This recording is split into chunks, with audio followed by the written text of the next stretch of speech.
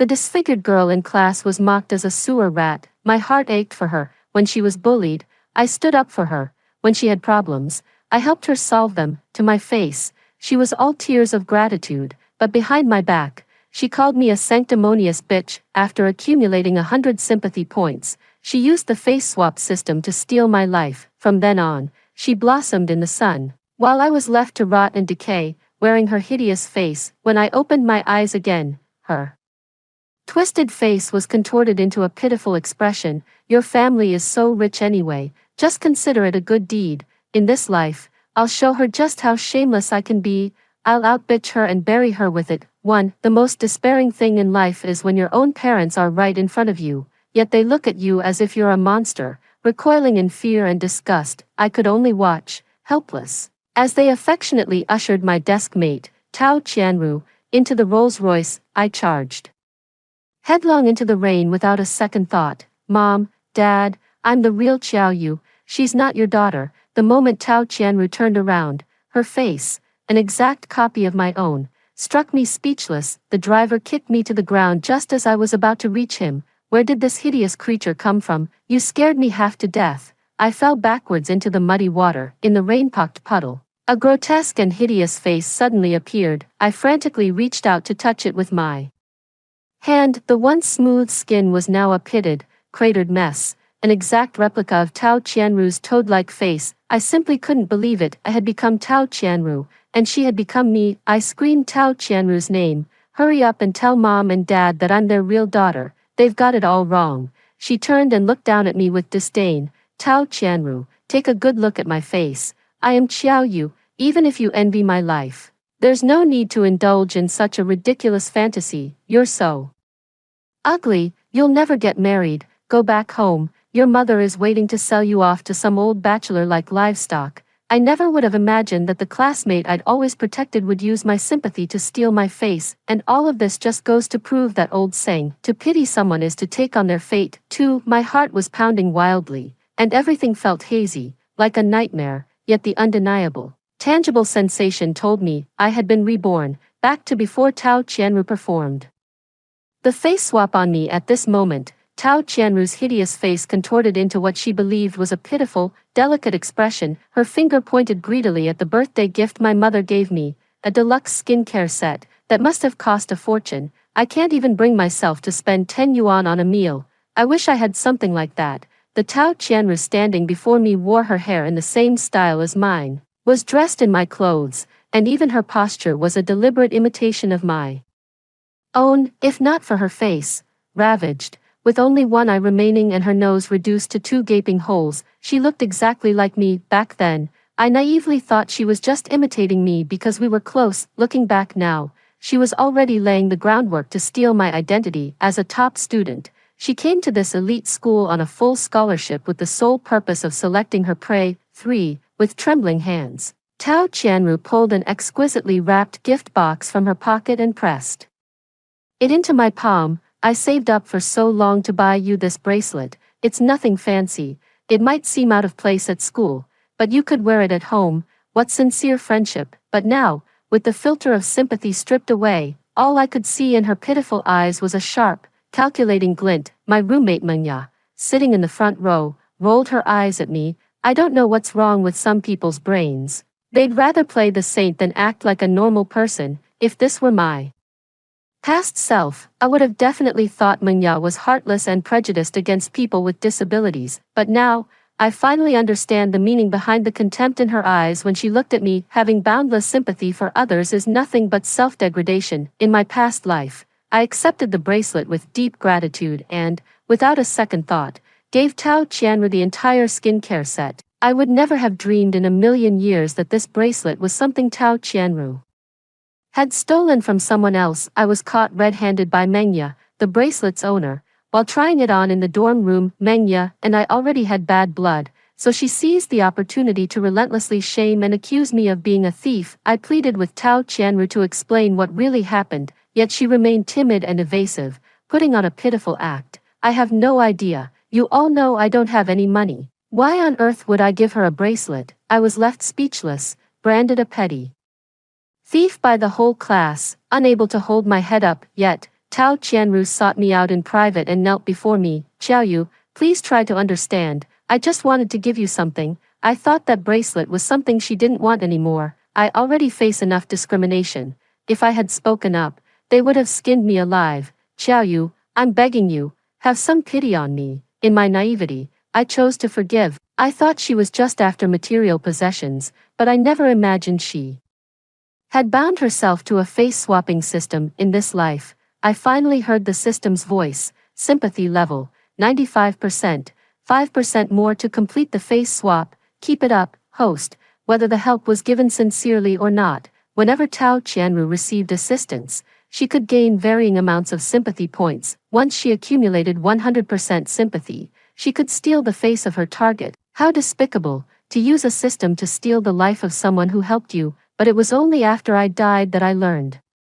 Tao Qianru's depravity ran far deeper than that. She thanked me to my face for being so generous with the skincare products, but behind my back, she was viciously bad-mouthing me to our roommates. She knew full well about my facial scarring, yet she gave me skincare products. Isn't that just her way of mocking me? Don't let her innocent, refined lady act fool you. She's got sticky fingers. I bet she's the one who stole that bracelet. A quiet campaign to ostracize me began to ripple through the class. Gradually, I came to realize that Tao Qianru was the only one who was truly kind to me, the only one who would spend time with me. I sank deeper and deeper, walking right into the trap she had laid. In this life, I'm done with playing the savior. I'll just sit back and laugh at the misfortunes of others. If I'm not going to hell, then whoever wants to can go right ahead. For seeing the gleam in Tao Qianru's eyes as she looked at the skincare products, I accepted the bracelet. A faint, almost imperceptible look of smug satisfaction instantly crossed her face. Right in front of her, I opened the gift box and slipped the bracelet onto my wrist. I stood up, raising my wrist high in the air so everyone could see, and declared loudly, "How thoughtful of you, trading a cheap bracelet for my high-end skincare." I can practically hear the abacus beads clicking in your head. Mengya turned around, and the class monitor, Xiao Yi, shot a sideways glance. Nearly everyone looked over. Tao Qianru's panic was written all over her face. The system issued a warning. Sympathy points have decreased by 10%, current level, 85%, 15% remaining. Please continue your efforts. Host, Tao Qianru panicked and immediately tried to cover the chain on my wrist with her hand, but she was nowhere near as tall as I was. No matter how much she jumped, it was futile. I turned to look at Mengya, who wore a surprised expression, and responded with a smile. "Qianru gave this to me. Do you like it?" Mengya flew into a rage, just like she had in her past life. "What, you're saying Tao Qianru gave this to you? Damn it, that's my custom piece. I was wondering where it went. So it's here," I sneered. "Wow, well, I had no idea. Tao Qianru was trying to pass off stolen goods as a gift, all while scheming to swap it for my skincare products. In our past life, Mengya, perhaps out of consideration for my family background, limited her bullying of me to psychological torment at most. But when it came to Tao Qianru, she showed no such restraint. She strode over in a few large steps, grabbed Tao Qianru by the collar, and delivered several sharp slaps across her face. Stunned by the blows, Tao Qianru turned her head, her eyes welling up with tears as she looked toward Xiao Yi. "Class president, help me, please. I'm begging you." Xiao Yi calmly closed his textbook, his delicate features glowing under the golden sunlight streaming from the windowsill. "I'll help you. Let's talk somewhere else." I had thought Xiao Yi was just being kind and wanted to downplay the whole thing. To everyone's surprise, he just grabbed Tao Qianru and marched her straight to the office. 5. Originally, Tao Qianru was only making a fool of herself in front of the class. Now, in the office, all the subject teachers were staring wide-eyed, watching her performance. Tao Qianru was visibly agitated. "I found it in the restroom. I thought it was abandoned." "What are you implying? Are you insulting me? Picking on me because I'm disabled?" Mengya was equally relentless. "Do you think I don't know what I put under my own pillow? Besides, it has my initials on it." Only after actually finding the name did Tao Qianru finally back down, sobbing so loudly the whole office could hear. The facts were right there, plain as day, yet the homeroom teacher tried to gloss things over. "You're all classmates. Is this really necessary? Look at her family's difficult situation. Don't be so aggressive about it.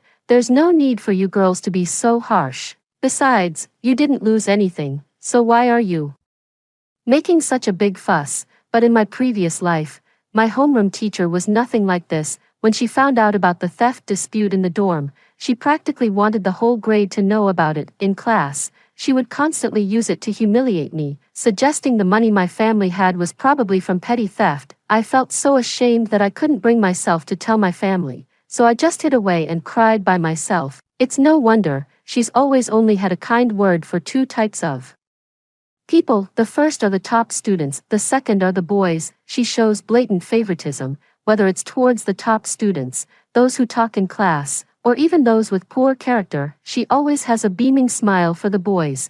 When they're loud and rowdy, she calls it being lively. With the girls, she always wears a stern face as if they've committed some heinous crime. If a girl speaks a few extra words, she's labeled as having a sharp tongue. She particularly singles out the pretty girls, often deliberately putting them on the spot in class with difficult questions. If you can't answer a question, they'll say you're not focused on your studies and are dressed like you're heading to a bar to perform. When a male student asks for leave, it's approved with a laugh and a joke, no questions asked. When a female student is sick, she gets grilled with all sorts of questions and hassled, and in the end, the leave still isn't approved. Unless she's a top student, snobbish and obsequious towards men. I know, counting on her is utterly useless. I'll have to rely on myself. Mengya was not one to take this lying down and started shouting right in the office. Why, how does me being robbed make me the bad guy? Seeing Mengya's attitude, Tao Qianru once again shot me a pitiful,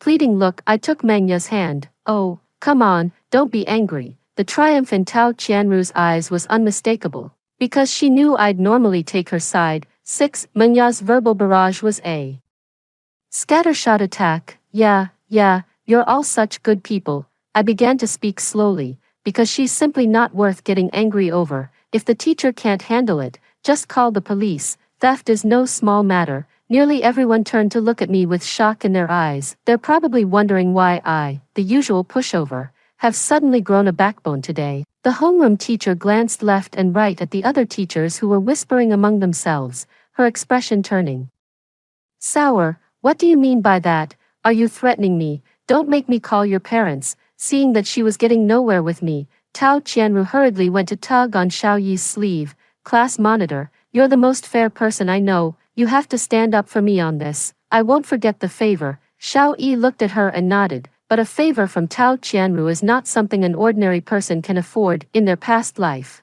Xiao Yi had merely helped Tao Qianru with a few problems, yet she went around telling everyone he had a crush on her. But back then, Xiao Yi only ever got close to me. After stealing my face, Tao Qianru couldn't wait to latch on to Xiao Yi. Somehow, though, Xiao Yi sensed something was off about Tao Qianru and began to suspect she wasn't the real Xiao Yu. To stop Xiao Yi from exposing her, Tao Qianru spread rumors everywhere that he was harassing her, which seriously damaged his reputation. Later, he died in a sudden car accident, and everyone said it was his just deserts. It wasn't until I was on my deathbed that Tao Qianru finally gloated to me with smug satisfaction. Even though I had taken your face and your identity, he was still so cold to me, yet suddenly became so devoted to a wretched creature like you. Since he was so ungrateful, I had no choice but to have him run over. You can die along with him. Now, I actually hope Xiao Yi can escape this whole mess and not get hurt anymore. I know he's always had a kind heart, so I can't help but worry that he might be deceived without knowing the full truth. I saw Xiao Yi calmly walk over to the public phone in the office. Well, teacher, I'm going to call the police then. By the time the homeroom teacher realized what was happening, Xiao Yi had already dialed the police. You've just got to hand it to him. Brilliant move. The homeroom teacher was left in an impossible position. When Tao Qianru was taken away for questioning, nearly the entire school, students and staff alike, gathered to watch. 7. On the way back, after much hesitation, Mengya finally spoke to me. Why are you helping me? Why wouldn't I? There was never any real conflict between Mengya and me. We came from similar backgrounds, and she was just a bit too blunt. It was because of Tao Qianru that I became the primary target of their exclusion. When Tao Qianru was assigned to our dorm at the start of the semester, the other roommates immediately started clamoring to switch rooms. If it weren't for the school's mandatory boarding policy, Mengya would have probably flipped the table and walked out right then and there. She curled her lip and looked Tao Qianru up and down. What the hell? Is the school that broke? How did they let such an eyesore in here? Another roommate chimed in. She must be a top student, I guess. But just so you know, if I see her at night, I'll have nightmares and won't be able to sleep. Without a word, Tao Qianru picked up her quilt and huddled on the balcony. I'll sleep right here. Please don't make me leave. It's cold outside. She looked utterly pitiful. I was completely taken in by that act of hers. No one knew that Tao Qianru had her sights set on the family backgrounds of the people in this dorm room. In the end, she chose me as her target, all because I came from a well-off family and was the only one who ever helped her. How pathetic. She couldn't harm those who bullied her, so she chose to take it out on me. Even now, the thought of it makes my blood boil. Whenever Mengya led the charge in bullying her, I was always the first to step in and shield her, and she would always hide silently behind me, content to let me be her shelter from the storm. While I was getting into bloody fights with her roommate over her, she managed to stay perfectly out of it. Behind my back, she'd cozy up to the classmates who despised me, stabbing me in the back. As the class gradually distanced themselves from me, she was the one playing all sides and thriving. I had thought she was just introverted and bad at expressing herself. It was her dark heart, utterly incapable of bearing the light of day. I looked at Mengya, who had been waiting for my reply, and said with a laugh, honestly, I've always thought the teachers at this school are total morons. I bet the principal's a complete idiot too. Xiao Yi, who had been silently following behind, suddenly stumbled. When I turned to look at him, he wore an awkward expression. How about I treat you all to bubble tea? Mengya laughed. Class president, no one called you an idiot. Why are you offering to buy tea? Xiao Yi scratched his head. Consider it an apology on the principal's behalf. Looking at Xiao Yi's all too familiar face, I had never felt the preciousness of friendship as keenly as I did in that moment. When everyone else thought Tao Qianru was me, he was the only one who saw the difference. Caught off guard, Mengya suddenly linked her arm with mine. Let's go, the class monitor is treating us. It'd be a waste not to drink. I smiled, feeling as if everything was finally looking up. 8. The news of Tao Qianru's theft spread like wildfire through the school. Everyone knew about it. I heard the police not only gave her a stern talking to but also put it on her record. Tao Qianru came back and sobbed her heart out, but no one would ever feel sorry for a thief. In the dead of night, Tao Qianru crouched in the bathroom, the sound of her movements faint and rustling. System, can I change my target? The system's voice carried an eerie quality through the darkness. Once you make your choice, you cannot change the target of your pursuit. If the sympathy level drops to 0, your mission will be considered a failure. But for you, it's not much of a loss anyway. Exactly, she had nothing to lose in the first place. She just wants to take what's mine. Tao Qianru's voice was hoarse with agitation. Impossible. I'm sick of this ugly face. I'm sick of this life of poverty. I have to change it. I'll become Qiao Yu. I'll become the wealthy heiress, as long as I can trick her into swapping faces successfully. No matter how bad my reputation is now, she'll be the one to bear it in the future. To gain sympathy points, I'll do anything. That depends on whether she's even capable of it. I've figured out the system's rules. Even if the sympathy points get infinitely close to 100%, they'll still drop if I show my disgust to her face. When I was reborn, the sympathy points were as high as 95%. That just shows how much she's taken advantage of me. Reason tells me that if I just walk away from her now, I can escape the fate of having my face swapped. But my selfish heart is screaming, why shouldn't I take back what Tao Qianru took from me, the money I spent on her? Why should I just let her off the hook like this? I'm going to give her every last shred of hope, only to plunge her into despair. She'll come to realize that even the final 1% will be as impossible to get as the last. Cut. On Pinduoduo, under the moonlight, Tao Qianru's gaze was venomous. Once I have Qiao Yu's face, I will repay you 100-fold. Tao Qianru, I'm giving you a taste of your own medicine. 9. During morning self-study, a few rich kids who usually ignored me came up and started talking to me. The leader of the group, Mengya, was acting all shy and awkward. Her cheeks flushed red. I looked at her, confused. After biting her lip a few times to steel herself, she finally spoke. Come to my place for a party this weekend. Let's put our past misunderstandings behind us and be good sisters. From now on, to be honest, I never expected this scene, and I was a bit taken aback. Tao Qianru was equally astonished. Before I could even respond, Tao Qianru slid to her knees in front of me. This sudden move drew a crowd of classmates, mortifying me completely. It was as if I were the villain bullying her. Tao Qianru clutched at my pant leg. Xiaoyu, weren't we the closest before? It's all my fault. I'll kowtow to you. Please don't abandon me. I'm the only one who's truly sincere to you. What kind of friends are they if they don't even know your birthday? So that's what this is about. You can't stand seeing me get close to Mengya. Are you afraid that once Mengya and I become friends, it'll be harder for you to stir up trouble? Mengya shot her an exasperated look and rolled her eyes, then pulled a Bulgari necklace box from her pocket. She handed the box to me. Here, the driver just dropped it off. Since I consider you a friend, I'm taking this seriously. Tao Qianru was dumbstruck, stammering with a choked sob in her voice. It's just that she has money, isn't it? I only lost because I didn't have any. Otherwise, I would have bought you something even more expensive. Really, after my death, Tao Qianru, my former best friend, came to pay her respects. She mockingly threw a few banknotes at my tombstone, her tone vicious. Who are you to look down on me with pity? If you want to play the saint, then you can carry my fate. Fine, I'll show her just how saintly I can be. I'll outsaint her to death. 10. I looked at the hair tie in Mengya's hand and pointed at it. The necklace is too valuable. Why don't you give me this instead? Mengya was puzzled.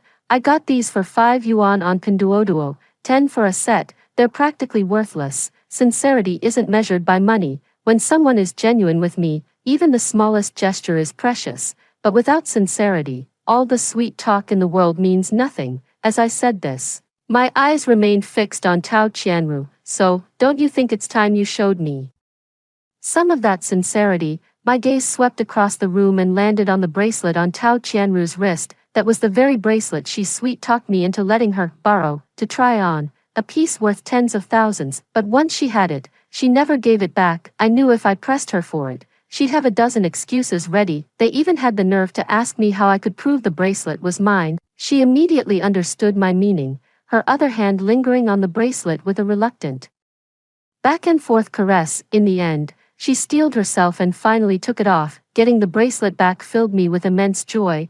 I had just recovered a significant loss. Not willing to just take the loss, Tao Qianru quickly seized the opportunity to make a demand of me. I'm not like you rich kids, living such a happy and carefree life. My mom hasn't given me any living expenses. I don't even have money for food. In the past, whenever she played the victim card like this, I would inevitably give her a not insignificant sum of money. On the surface, Tao Qianru was profusely grateful and even promised to repay me once she was able. But after she stole my face, she not only humiliated me with money at my grave, but also accused me of offering condescending, fake pity. I thought it was time she learned what real, fake pity felt like. I reached into my backpack and pulled out my wallet. A system voice chimed. Empathy level increased by 1%. Current level, 86%. 14% remaining. Keep up the good work. Host, Tao Qianru was over the moon with joy. Xiaoyu, you're the best friend a girl could ask for. I'd give my life to repay you. I sneered inwardly. How else would you willingly walk into the trap without a little taste of the bait? 11. As she flashed a grotesque, ingratiating smile, I pulled out 79 bucks and slapped it onto her table. Tao Qianru counted the money in disbelief, her face twitching. What do you mean? You're only giving me 79 bucks. That's it. I looked at her with utter indifference. How is that not enough? I'm giving you money and you're complaining. Don't just spout nonsense. Sure, I'm a rich kid from a wealthy family, but it's not easy for me either. Maybe sometimes you should look at yourself and ask if you've been trying hard enough to be good to me. Anyone with half a brain could tell I was being sarcastic on purpose. In my past life, the reason I treated her so well was because I understood that not everyone is fortunate enough to be born into wealth and privilege. Many people toil their entire lives with nothing to show for it. Social mobility isn't something you can achieve through hard work alone. That's why, whenever I had the means, I always felt compelled to help those in need.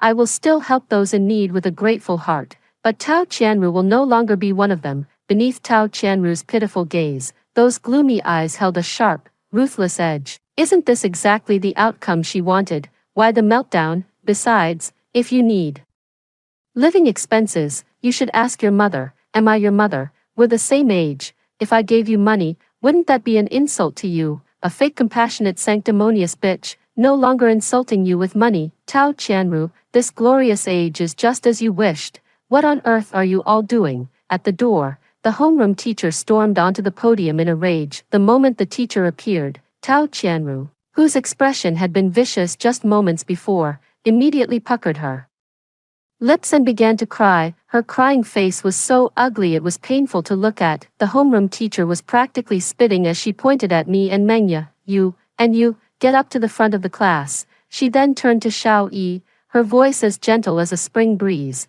This doesn't concern you, class monitor. You may sit down. Xiao Yi just stood there, one hand in his pocket. Teacher, we didn't do anything wrong. It was Tao Qianru who insisted on demanding money from Xiao Yu, the homeroom teacher's mouth twitched violently. What's wrong with you? Why can't you get it through your head? She turned around, her gaze as fierce as a legendary tyrant, seeming to strip the flesh from my bones. You think you're so great because you have money. If you're that tough, why bother coming to school? I've seen plenty of spoiled, arrogant problem students like you. Don't think I'll put up with your nonsense. Your parents might indulge you, but the real world won't, and I certainly won't. I always thought of myself as a well-behaved and obedient student in class, with average grades, and I never went looking for trouble. So how did I end up being labeled a problem student by her? Is it just because my grades aren't top-notch, or because I'm not a boy? 12. My gaze appraised her without a hint of reservation.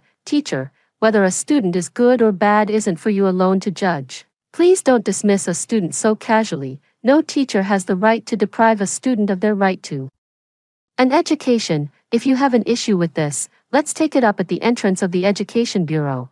As soon as the words were spoken, applause broke out across the classroom. Each and every clap felt like a slap across her face. Tao Qianru clutched the homeroom teacher's sleeve even tighter. The homeroom teacher, furious and humiliated, swept all the chalk boxes off the desk and onto the floor. Have you all lost your minds? Have you no compassion? Can't you see she's disabled? You heartless lot won't amount to anything once you're out in the real world. I feigned delight. So, teacher, are you saying that because of your noble character, you'll be the one donating money to her? The words left her utterly speechless, and she could only stammer for a long while. I only make a few thousand a month. How am I supposed to afford charity? Are you out of your mind? There's a certain type of person who always stands on their moral high ground, looking down and accusing others of not giving enough or lacking compassion. But when it's her turn to contribute, she immediately starts cursing and shouting. The homeroom teacher is exactly that kind of person. What's more, she acts as if she's completely innocent. Not long after the semester started, she forced everyone in our class to buy study materials from a specific bookstore she designated. If you didn't buy them, she'd give you the cold shoulder and make things difficult in every way possible. Even if you buy the same edition, it's no use. She'll claim yours is a pirated copy and that only her bookstore sells the genuine article. Everyone knows that bookstore is owned by her husband. She's even profiting off her own students. Today, I'm going to make her cough up every penny. You act without a shred of decency yourself, yet you have the nerve to accuse others of being dishonorable. What a fine teacher you are, setting such a wonderful example for us all. Right now, the homeroom teacher is the only one who might donate money to Tao Qianru, who hadn't managed to squeeze any money out of me for a long time, stared pitifully at the homeroom teacher. Teacher, have some pity on me. The homeroom teacher was caught in a dilemma, struggling to maintain a calm facade. Who says I'm not donating? Take a good look, all of you. This is how your teacher sets an example. You should be ashamed of yourselves. The homeroom teacher was clearly swallowing her pride, putting on a brave face as she transferred the money to Tao Qianru. 13. After completing the transfer, she flew into a rage and took all her anger out on the students. Have you all suddenly become model students? If any of you put in half the effort Tao Qianru does and got her grades, I wouldn't have to be angry every single day. You are, without a doubt, the worst class I have ever taught. You've all got heads full of sawdust. Maybe you should just quit school and go home to farm. The students exchanged uneasy glances. A heavy, oppressive atmosphere hung over the classroom, thick as the air before a storm. This wasn't the first time the homeroom teacher had brought their personal frustrations into the classroom. By siding with the homeroom teacher, Tao Qianru had effectively declared war on her classmates. Wherever she went, people would scatter to avoid her. She shamelessly asked Xiao Yi for help with a problem, only to be met with a cold, "I don't know." Classmates who once pitied her now only called her a teacher's pet. Wherever Tao Qianru went, scorn and insults followed. She became the hottest topic of conversation among classmates in the cafeteria. The bullying I endured in my past life. She finally got a bitter taste of it herself, with no one else paying her any mind. She became all the more desperate to win my favor. I just had a blank expression, tinged with a sense of helplessness. "Mr. Chen is so good to you. I guess you don't need my pity after all." Tao Qianru grew frantic. Without my pity, she was no different from a trapped, desperate beast. Desperate for a way out, she finally tried to appease him, saying, "I'll give you the money. You're the only one who's truly good to me." My expression softened just a little then. "Do I need that money? Our homeroom teacher has swindled the class plenty of times before. Just distribute it to the students as class funds. And remember, don't take credit for it in any way." Tao Qianru nodded repeatedly, though it pained her to do so. After much hesitation, she finally went ahead and divided it up. The system's voice chimed in. Sympathy points increased by 10%. Current total, 96%.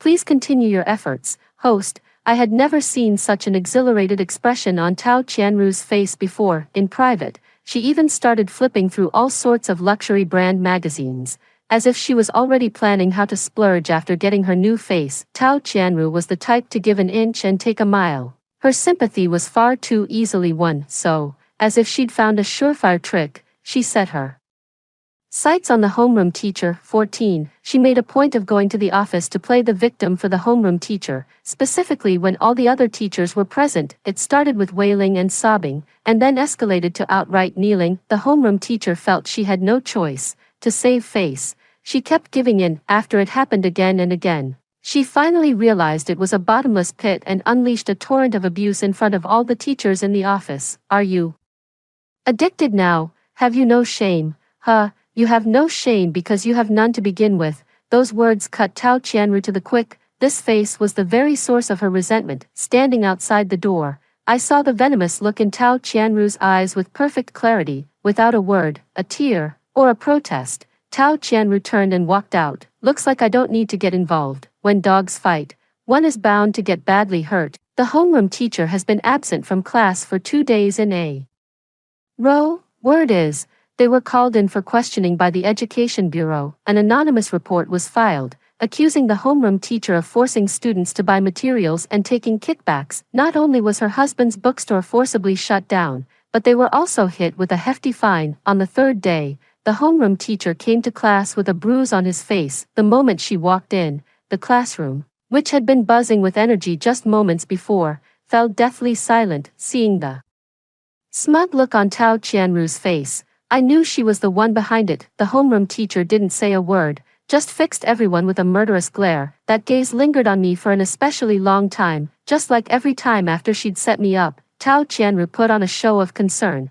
trying to ingratiate herself by stepping forward to comfort the teacher. She reached for the teacher's water cup. "Teacher, don't be upset. Let me get you a glass of water." The homeroom teacher shot her a sidelong glance and snatched the glass. "Don't touch my things." Tao Qianru stood there, frozen in embarrassment. I feigned sympathy. She meant well. Why won't the teacher accept her kindness? Look how pitiful she is. The system's voice chimed in. Sympathy level increased by 1%, currently at 97%. Tao Qianru grew even more excited and reached for the eraser again. "Teacher, let me clean the board for you." Bang! Everyone stared at the podium in shock. To everyone's disbelief, the homeroom teacher had shoved Tao Qianru to the ground with a single push. The back of Tao Qianru's head hit the floor hard. It looked like a nasty fall. They stared at each other, the pretense of civility now completely gone. How could I possibly miss out on the fun at an event like this? 15. I quickly rose from my seat to help Tao Qianru up. "Teacher, even if you look down on Qianru, you shouldn't have embarrassed her in front of everyone. How can you be so heartless?" To the other students, this remark might have sounded like a jab at the homeroom teacher for being hypocritical and out of touch. But Tao Qianru would truly take it to heart. "A small kindness is remembered, a great one resented." Back when I used to hang out with Tao Qianru, If I ever failed to meet one of her demands promptly, I'd always end up having some inexplicable bad luck. Either my bag would get slashed, or I'd step on broken glass hidden in my slippers. Looking back, I'm sure she was behind it all. The homeroom teacher was huffing and puffing, pointing a rigid finger at me. Don't think I don't know who did it. If you make my life hell, I'll make yours hell too. You'll get what's coming to you. Before I could even speak, Xiao Yi suddenly stood up. You're supposed to be a role model as a teacher, yet all you do is target others. Watch your mouth. The homeroom teacher nodded repeatedly, his face filled with resentment. Fine, fine, you'd better not give me any reason to catch you, or you can expect to be expelled. And you, Xiao Yi, don't think you can push your luck just because you get good grades and I've been lenient with you before. You're on my list too. With that, he stormed out, slamming the door behind him. Now that I'm wholeheartedly helping Tao Qianru, she naturally won't have the mind to target me anymore. So, what fate awaits the homeroom teacher who publicly humiliated Tao Qianru? That homeroom teacher is no pushover either. This whole dog-eat-dog spectacle is shaping up to be even more dramatic than expected. 16. The first parent-teacher conference after the monthly exams was a rather grand affair, put on by the school. At the class meeting, the homeroom teacher wore a stern expression. The principal is paying special attention to this conference. If any of you cause any trouble, I will not let it slide. As she said this, her eyes kept drifting towards me, whether intentionally or not. Nearly all the parents from the class had arrived, with only Xiao Yi's parents conspicuously absent. The homeroom teacher seized the opportunity to berate him. Xiao Yi, what's going on? What did I tell you? Can't you even handle this simple thing? Where are your parents? Xiao Yi's voice was barely a whisper. My mother passed away, my father ran off. I don't have any parents. Logically, any decent teacher hearing this would feel some regret and try to comfort the student, but the homeroom teacher had a look of sheer schadenfreude in her eyes, her tone dripping with sarcasm. Oh, that explains it. Anyone with half a brain could read between the lines of what she said. I was a bit annoyed and was about to confront her when the parents started filing into the classroom. Mom waved to greet me. Hi, sweetie. Did you have a good day at school? Dad chimed in from the side. Oh, if you don't feel like going, then don't. If you're tired from studying, just sleep, whether you go to school or not. It's no big deal. Mom chided me. That's crude, but your father's point is valid, even if his words aren't pretty. Tao Qianru's mother followed her into the classroom, dressed in a short-sleeved shirt with large red flowers. She hadn't stopped cursing since she entered, constantly berating Tao Qianru for making her miss her mahjong game. Tao Qianru didn't say a word, her eyes darting over in my direction from time to time, seeing the look of sheer envy in her eyes as she watched our family's harmonious scene. It was clear she couldn't wait for something like that herself. It seemed deliberately aimed at Xiao Yi, who had no parent present. The homeroom teacher ordered him to move a load of bottled water that was impossible for one person to handle. As the class monitor, Xiao Yi couldn't be bothered to argue with her, so I stepped up and went to help him. Mengya also stood up, ready to join them, but was sharply stopped by the homeroom teacher. 2 people are enough. If you have nothing better to do, go sweep the floor. Mengya grumbled under her breath and reluctantly went to fetch the broom. 17. Faced with Xiao Yi's silence, I was at a loss for how to comfort him. Xiao Yi. He looked up at me. You're already outstanding. Even if no parents came today, you still shine the brightest. Your mother would be so proud of you. Xiao Yi's eyes glistened with tears as he finally opened up. Thank you. Back when my mom was sick, my dad was always too busy with work to take care of her. When her condition became terminal, I always felt he was partly to blame. That's why I resented him so much. Whenever I saw him, I'd pretend not to know him. No wonder he never mentioned his parents in class. He suddenly spoke up to comfort me. The other kids in class all call you a do-gooder, but I know it's because you have a kind heart. I can see the sincerity and goodness in your eyes. That's something you just can't fake. As he spoke, tears welled up and began to fall. I quickly fished a tissue from my pocket and handed it to Xiao Yi. At that very moment, our homeroom teacher suddenly darted out from a corner and grabbed my hand. What are you two doing? Caught you red-handed with your puppy love. Her perfectly timed arrival felt like she'd been lying in wait. Without letting me get a word in, she dragged me towards the classroom. All eyes were on us during this dramatic procession. She was like a triumphant hen, eagerly reporting the news to the other parents in the class. Well, Xiao Yu, So that's why you've been so distracted lately and talking back to me every day. You're having a puppy love affair. She then pointed at Xiao Yi, who had been following behind, and you're the class monitor. I had such high hopes for you. Is this how you repay your teacher? Beneath her furious expression, a hint of smug satisfaction was impossible to hide. She continued her tirade. The class monitor, lacking proper parental guidance, has been led astray by that girl. It's so disappointing. Our school's policy is clear. Any student caught in a premature romantic relationship will be asked to leave. The parents in the audience began murmuring amongst themselves, and my own parents' faces darkened. I could see the gleeful schadenfreude in Tao Qianru's eyes. Still laughing. Just wait, you won't be laughing for long. 18. Before Xiao Yi could retort, I said with an air of indifference, fine, I'll just drop out then. It's not like my parents haven't been wanting me to study abroad anyway. Tao Qianru shot up from her chair. Why was she in such a hurry? Because she was 98% of the way there. But with her mother who gambled away every day, she had no means to go abroad. If I drop out and go abroad, all her efforts will have been in vain. All eyes turned to Tao Qianru,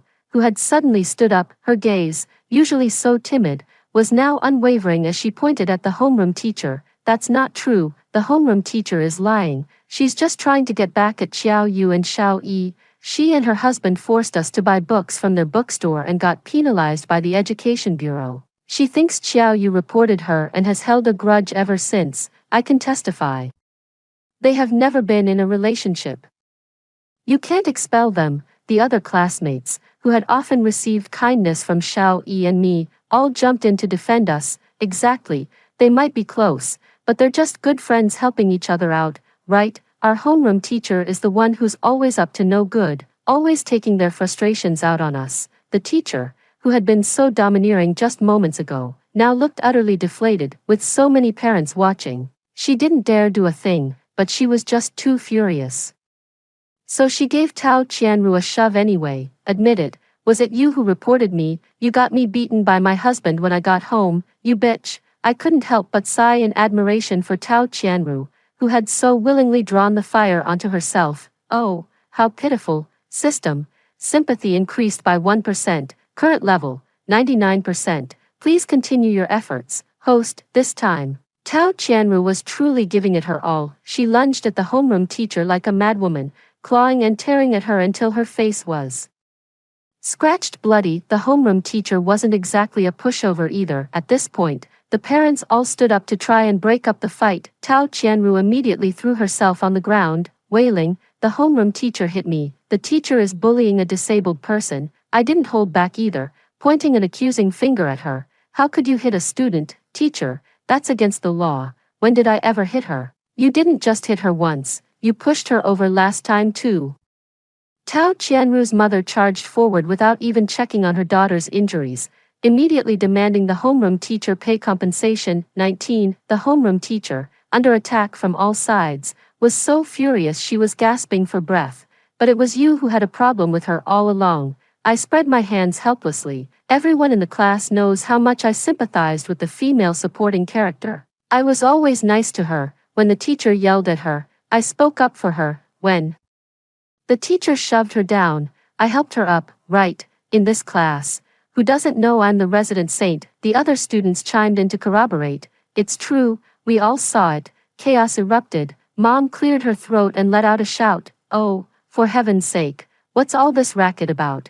It's just a trivial matter. My daughter is beautiful and kind-hearted. Who wouldn't like her? What's the big fuss? Dad chimed in from behind. Exactly. Exactly, my wife is right. And just like that, the teacher's last shred of hope to humiliate me was dashed. A crooked beam will produce a crooked rafter. Xiao Yi stepped in front of me. You're the one who's not fit to be a teacher. The homeroom teacher snarled viciously. You don't even have a father. Did he run off with some mistress? How dare you raise your voice to me? What the hell are you barking about? At the doorway, the principal stood with his hands clasped behind his back. Seething with anger, the homeroom teacher finally found her pillar of support. Principal, you've arrived just in time.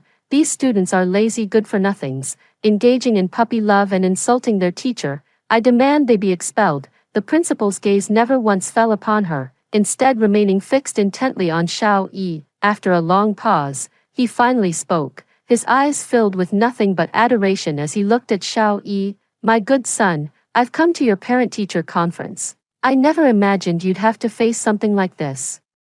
That such a morally corrupt parasite could exist within our school is my fault as your father." He reached out to pat Xiao Yi's shoulder, but Xiao Yi dodged the gesture. "Principal, is he your son?" the homeroom teacher exclaimed in shock. He turned and fixed the homeroom teacher with a stern, piercing glare. "I already wanted to fire you last time for taking kickbacks. You begged me, saying your in-laws despised you for not bearing a son, and your husband found you ugly and cheated with a younger woman. I took pity on you and let you stay.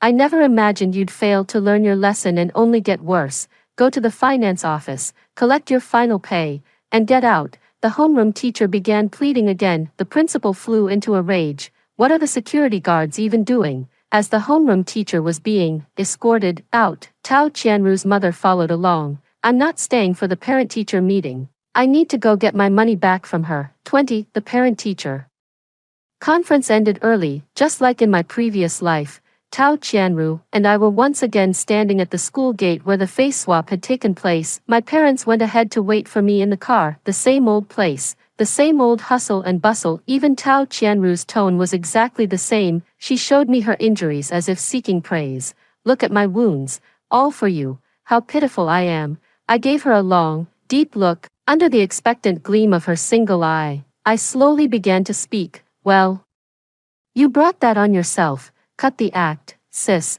You're nothing but a joke." System. Sympathy level decreased by 20%. Current level, 79%. You scheme against those who are good to you. You deserve every bit of your misery. System. Empathy has decreased by 30%. Current level, 49%. Someone like you deserves to burn in hell. System. Empathy has decreased by 49%. Current level, 0%. System will now disengage automatically. A profound silence fell over the surroundings. Tao Qianru's expression shifted from shock to disbelief, and finally to despair. I dug a finger in my ear. "That noisy system has finally shut up." She whipped her head around to look at me. "So you knew about the system? Why, have you been playing me?" So many questions. Pity I don't feel like answering a single one. How does it feel to be played for a fool? With all the facts on the table, you're clearly the bigger idiot, happily being used as a pawn. You brought this on yourself. Bye-bye, I'm heading back to my villa." Seeing I was about to leave, she reached out to grab me by the throat. "You've ruined my life. You're coming to hell with me." I was already on guard and took off running towards my parents. Behind me, a cacophony of noise erupted, mingled with the screams of students and parents. Just as I was about to look back, Xiao Yi came jogging up behind me. He reached out and covered my ears. "Don't look back. Don't look." In my peripheral vision, I saw our disheveled homeroom teacher press a kitchen knife against Tao Qianru's neck. A wash of crimson. The security guard rushed forward and pinned the teacher down. Her voice was a near hysterical, frantic muttering. "You're pushing me, and your mother is pushing me too. I've lost my job, I've lost my home, and it's all your fault, you ugly monster." They were both just blaming each other, never once stopping to consider their own faults. 21. After going through so much, it's only natural to feel a bit unsettled. Yet, Xiao Yi's gaze was inexplicably calm as he reached out and ruffled my hair. "Xiao Yu, you've gotten so much better since last time. I thought I'd have to protect you again." Seriously, just as I was about to say something, he turned and started walking home, giving me a wave. "Xiao Yu, I'm going to work even harder. After the Gaokao, we'll meet again at the top." A warm, satisfied smile spread across my face. "All right, Xiao Yi, I'll see you at the top." The end. Story 2. Our Koi clan has always maintained the tradition of forming pacts with spirit eggs. On our coming of age day, our chieftain father brought forth a Qilin egg and an unknown egg for my sister and me to choose. In our past life, my sister chose the Qilin egg first, but not only did it fail to hatch, it also consumed her lifelong cultivation, reducing her to a cripple who endured endless mockery and scorn. I, however, successfully hatched a primordial divine beast unseen for millennia. In human form, his features possessed a peerless, otherworldly beauty that captivated all three realms. With the divine beast's aid, my status in the sect soared overnight. Visitors flocked incessantly, and even the celestial venerable who plucks the moon came courting. Ultimately, I ascended to become the immortal consort. Given a second life, my sister rushed to claim the mysterious spirit egg first. While I merely curled my lips in silent amusement during the celestial banquet, my sister, disguised as a maid, drove an enchanted dagger into my heart with grotesque fury. Die, Sora, ahahaha, surprised, sister, no matter how glorious your life was, you still ended up dying by my hand. Only I, Vale, deserve the finest things in this world. The celestial consort's throne was rightfully mine. How dare a mongrel like you claim the immortal sovereign's favor? The anticipated agony pierced through my chest. Instantly, my ears were flooded with servants' screams, the chaos of scuffling, and my sister's maniacal laughter as she was dragged away. Unlike the anguish and despair most feel, my heart now overflows with unparalleled peace and relief. I deliberately gave my sister that opening. With her limited skills, she'd never have succeeded otherwise. How wonderful! I'm finally free from this bottomless abyss. This lifetime has truly exhausted me. When I slowly opened my eyes after what felt like an eternity, I realized I'd been transported back to the day we were choosing spirit eggs. I want this black egg, my younger sister declared loudly, shooting me a challenging glare. Vale, you mustn't. My normally composed stepmother paled, grabbing my sister's sleeve in alarm. This Kirin egg was hard-earned by your father through pleading with the celestial emperor. That random black egg you picked up is likely some lowly demon spawn. How could it compare to this divine treasure? Even my ever-respected father frowned in agreement. Your mother speaks wisely. As I see it, the Kirin egg is far more suited to your station. I lowered my eyes with a bitter smile. Yet in my past life, when father entrusted me with the black egg, he swore that with unwavering determination and diligent cultivation, immortality would be mine when destiny permitted. The so-called spirit egg is merely icing on the cake. The true path of cultivation lies within oneself. When did everything begin to change? Yes, everything changed after my mother fell in battle. When father remarried that fox spirit from Qingqiu and my sister Vale was born, childhood memories suddenly flashed before my eyes like a revolving lantern. My younger sister snatched the keepsake mother left me, smashed it before my eyes, and stuck out her tongue at me. Father merely patted my head and said indifferently, Sora, cultivating immortality serves the greater good of all. You must sever earthly attachments, abandon weaknesses, and never let such mundane possessions cloud your Taoist heart. When my mischievous sister deliberately burned immortal White Path's alchemy cauldron and injured herself,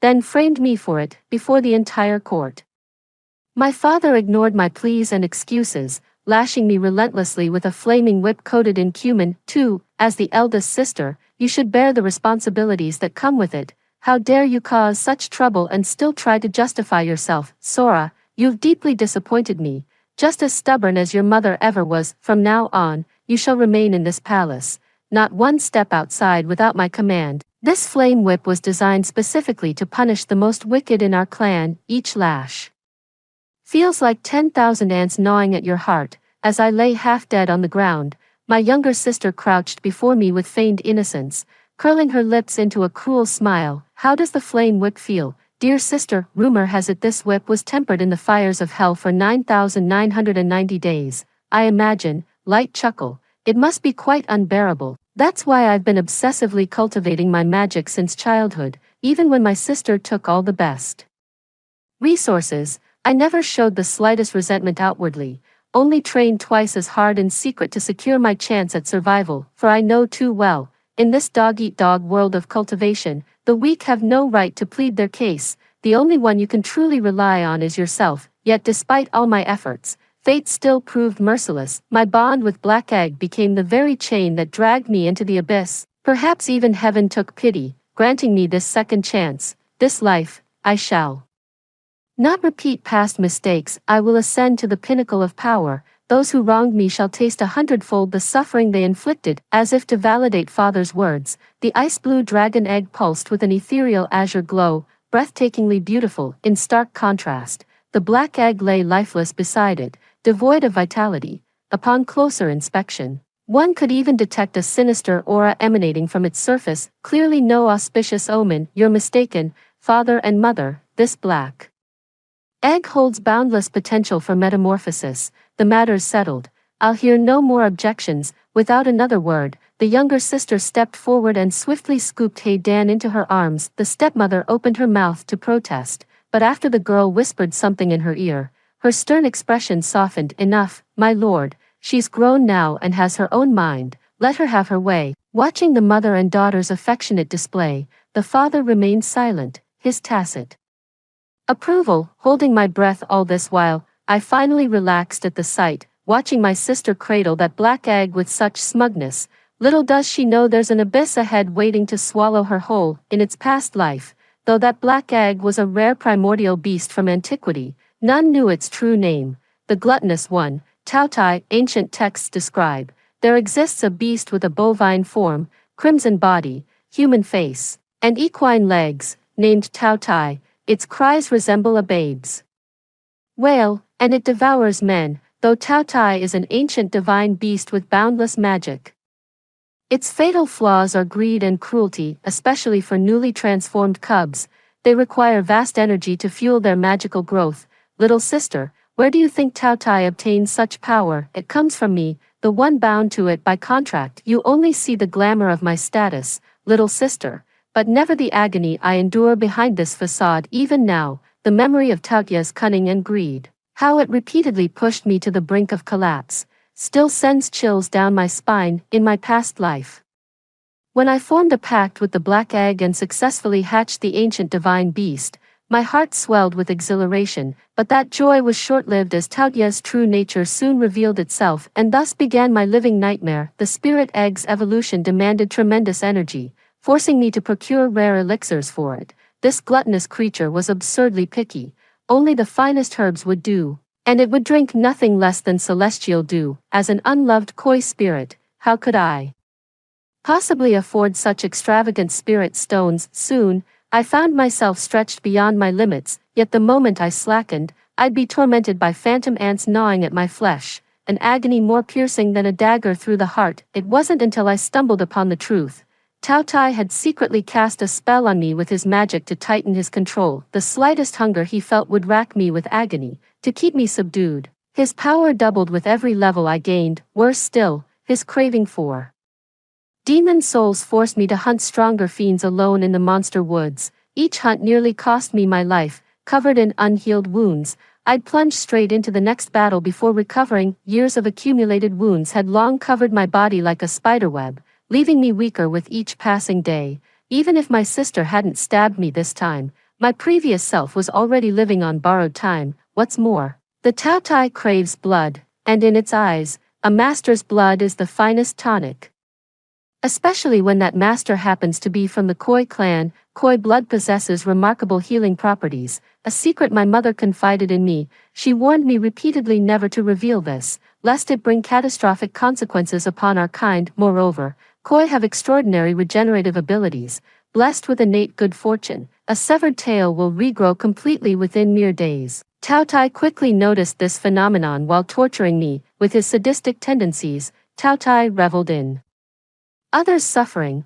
The sheer agony of being trapped between life and death would excite him for hours, so every night when silence fell, he'd lock me in an icy dungeon and subject me to every torture device imaginable. One day he'd carve off my scales blade by blade, the next he'd snap my fins for sport. Nourished thus, he eventually manifested into a form with enviable good looks that surpassed all expectations. Female demons often marveled at my fortune, claiming I must have accumulated merits across lifetimes to obtain such a powerful and handsome spirit beast, yet he never acknowledged me as his master. In his words, "How dare a mere demon think to command me?" The gluttonous beast always despised demonkind, particularly female demons. He spared me no kindness, routinely belittling and striking me instead of showing gratitude. Their so-called help in achieving enlightenment was merely a ploy to exploit my power, to wreak havoc across the realms and carry out their unspeakable schemes.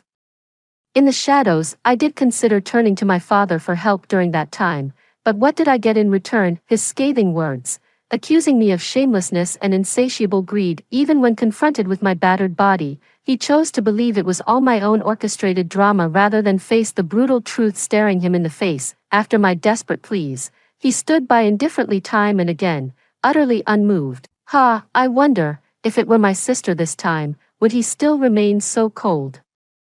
Hearted. 3. How amusing it will be to see the panic on my sister's face when she uncovers the filth beneath this glamour. Oh, dear sister, do take good care of this Kirin egg. Wouldn't want you to fail its hatching and get yourself tangled in it. What a waste. Such a fine Kirin egg gifted to a half-breed like you. My sister leaned in and whispered gleefully in my ear. At this moment, I finally realized with absolute certainty. My sister had also been reborn. Don't worry, little sister, since the Kirin egg is now mine, I'll take good care of it. Perhaps you should focus more on nurturing your own spirit egg instead. I shot a meaningful glance at the black egg cradled in her arms. As I lifted the Kirin egg from the ground to leave, it suddenly erupted in a dazzling golden radiance, its brilliance almost blinding. The maids surrounding us immediately gasped in awe. Wow, so magnificent, as expected of a Kirin egg. Its noble aura is simply overwhelming, absolutely, even when offered freely. The second young miss refused such a precious Kirin egg. We'd better start currying favor with the eldest young miss. Once this egg hatches, the revival of our Koi clan will be within reach. You, all of you. Vale's face flushed with alternating shades of rage, his entire body trembling with barely contained fury. Ha, blind fools, when my spirit egg hatches, you'll see how idiotic your doubts were. The day of the spirit egg hatching had arrived. A sacred coming-of-age ritual every Koi must undergo. According to their ancestral traditions, on the incubation platform, as the daughter of the Koi clan leader, this coming-of-age ceremony naturally invited distinguished spirits from all corners of the realm to attend the ritual. TCH, sister, save your breath, I'll be the one stealing the show this time. That pathetic egg of yours isn't some Qilin egg at all. Doubt it could even hatch a measly chicken spirit. Ahahaha, what a laughingstock. Don't embarrass our Koi clan and drag down a prodigy like me. While you're at it, in her past life, she sacrificed all her cultivation just to hatch that egg, ending up completely crippled. Despite having been among the clan's elite cultivators, Vale wouldn't believe that trash Sora could hatch anything worthwhile even if she saw it with her own eyes. As for that black egg, pure luck. Ancient demon beasts with high talent are simply built different from common eggs. If Sora from my past life could do it, then surely this version of me will succeed in hatching it too. After scanning the sea of dark figures around us, my sister's eyes burned with the pride of certain victory and unconcealed provocation. I offered no reply, simply closing my eyes to attune myself to the flowing spiritual energy around me, focusing entirely on incubating the Kirin egg. Truth be told, Vale never knew my true capabilities. Lessons from childhood had taught me better. A demon must learn to conceal its weaknesses, only then can it deliver the most devastating blow when its enemy least expects it. And this blue egg is no ordinary pheasant egg, it's a genuine Qilin egg. In its past life, the gluttonous Tao Tai feared this blue egg above all else, scheming tirelessly to destroy it, for when the Qilin emerges, it becomes the embodiment of justice, an obstacle to Tao Tai's plans of plunging the three realms into chaos. I've come to terms with it. Even if we fail to hatch the Qilin this time, it's within expectations. Even if this blue egg turns out to be a genuine pheasant egg, I'd gladly accept it as long as we escape the Tao Tai's clutches. As I kept channeling spiritual energy, my stamina gradually waned, and beads of sweat the size of peas began forming at my temples. Yet despite all this, the blue egg showed no signs of change whatsoever. Just as I was desperately forcing my body to hold on, the crowd erupted in gasps of astonishment and cheers. For, wow, everyone, look, what's that? Such formidable magical power. Could this be the legendary primordial beast seen only once in a millennium? To think this old demon would live to witness such a divine creature. The second young miss truly is a heaven-sent prodigy. Old Ling, you're blessed indeed. To have such a daughter is a 1,000-year blessing for our demon realm. Several other elder demons gasped in awe, their envy toward father unmistakable. I knew my sister had successfully hatched. Even with my eyes closed, I could picture father's beaming face. Nothing pleased the proud man more than admiration and flattery. See, mother, I told you my decision was right. Look at Sora, utterly useless, not a single sign of progress after all this time. My younger sister cooed in an unbearably saccharine voice. There, my child, I always knew you'd achieve greatness. Vale, now you've hatched an ancient divine beast. You're truly our Koi clan's blessed one. TCH, that little bastard isn't fit to lick your boots. Just like his whore of a mother, worthless trash. As I irritably dug at my ear, I wondered When my sister eventually tastes the bitterness of my past life's suffering, would she still carry herself with this same haughty pride? Oh, how deliciously this anticipation grows. With a quiet sigh, I refocused on incubating the blue egg. Little did I know, my sister had other plans to make my life difficult. A sharp whooshing sound, a tiny fish scale embedded itself deep in my arm, the slender wound immediately oozing blue blood. A metallic taste rose in my throat, my breathing growing ragged. Seems my dear sister can't wait to send me to my grave. Every demon knows egg incubation must never be disturbed. The slightest misstep could drive the cultivator into chi deviation. Precisely because of these dire consequences, interrupting another's incubation is considered the most despicable act in demon society. How unfortunate that I simply refused to comply with her wishes. Little sister doesn't realize, after enduring the most excruciating hardships along this journey, what significance does this trifle hold? And so, though countless tiny knife wounds soon appeared upon my body, I remained immovable as a mountain, seated as though nothing in this world concerned me, until the crowd stirred once more. Look, a golden light piercing the heavens. The tribe's most composed elder spoke first, his voice trembling. By the gods, this is an auspicious omen. The others immediately chimed in. I thought the emergence of that ancient divine beast earlier was already extraordinary, but this one surpasses all in nobility. My eyes must be failing me. Our young mistress is truly peerless. This lowly one shall slap himself 100 times in penance. The golden radiance stands supreme among all divine beasts across the three realms, its might rivaling even the mount of the celestial emperor. Even their father, who had merely smiled faintly while suppressing his joy when the younger sister hatched a millennium-old divine beast, now collapsed weakly into his chair at this miraculous sight, losing control of his bladder. My sister, who'd just been gloating about how long it would take for me to become worthless, froze mid-smirk at the sight before her. How is this possible? I was the one who became trash in my past life. Why can this good-for-nothing suddenly? Before she could finish, the golden celestial phenomenon vanished as abruptly as it appeared, leaving no trace of its existence. Witnessing this, the tension finally drained from my sister's expression. I told you so. Trash will always be trash, never capable of making waves. Ever since my sister hatched that ancient divine beast, our father and stepmother's favoritism toward her has peaked. They treat her like a delicate treasure, afraid she'll melt in their mouths or shatter in their hands. A constant stream of rare treasures and spirit stones flows into my sister's chambers. She was truly the apple of their eye. Back in my past life when I hatched a spirit beast, father merely sternly admonished me repeatedly to care for my younger sister and not grow arrogant, using the excuse that seeing me would upset her.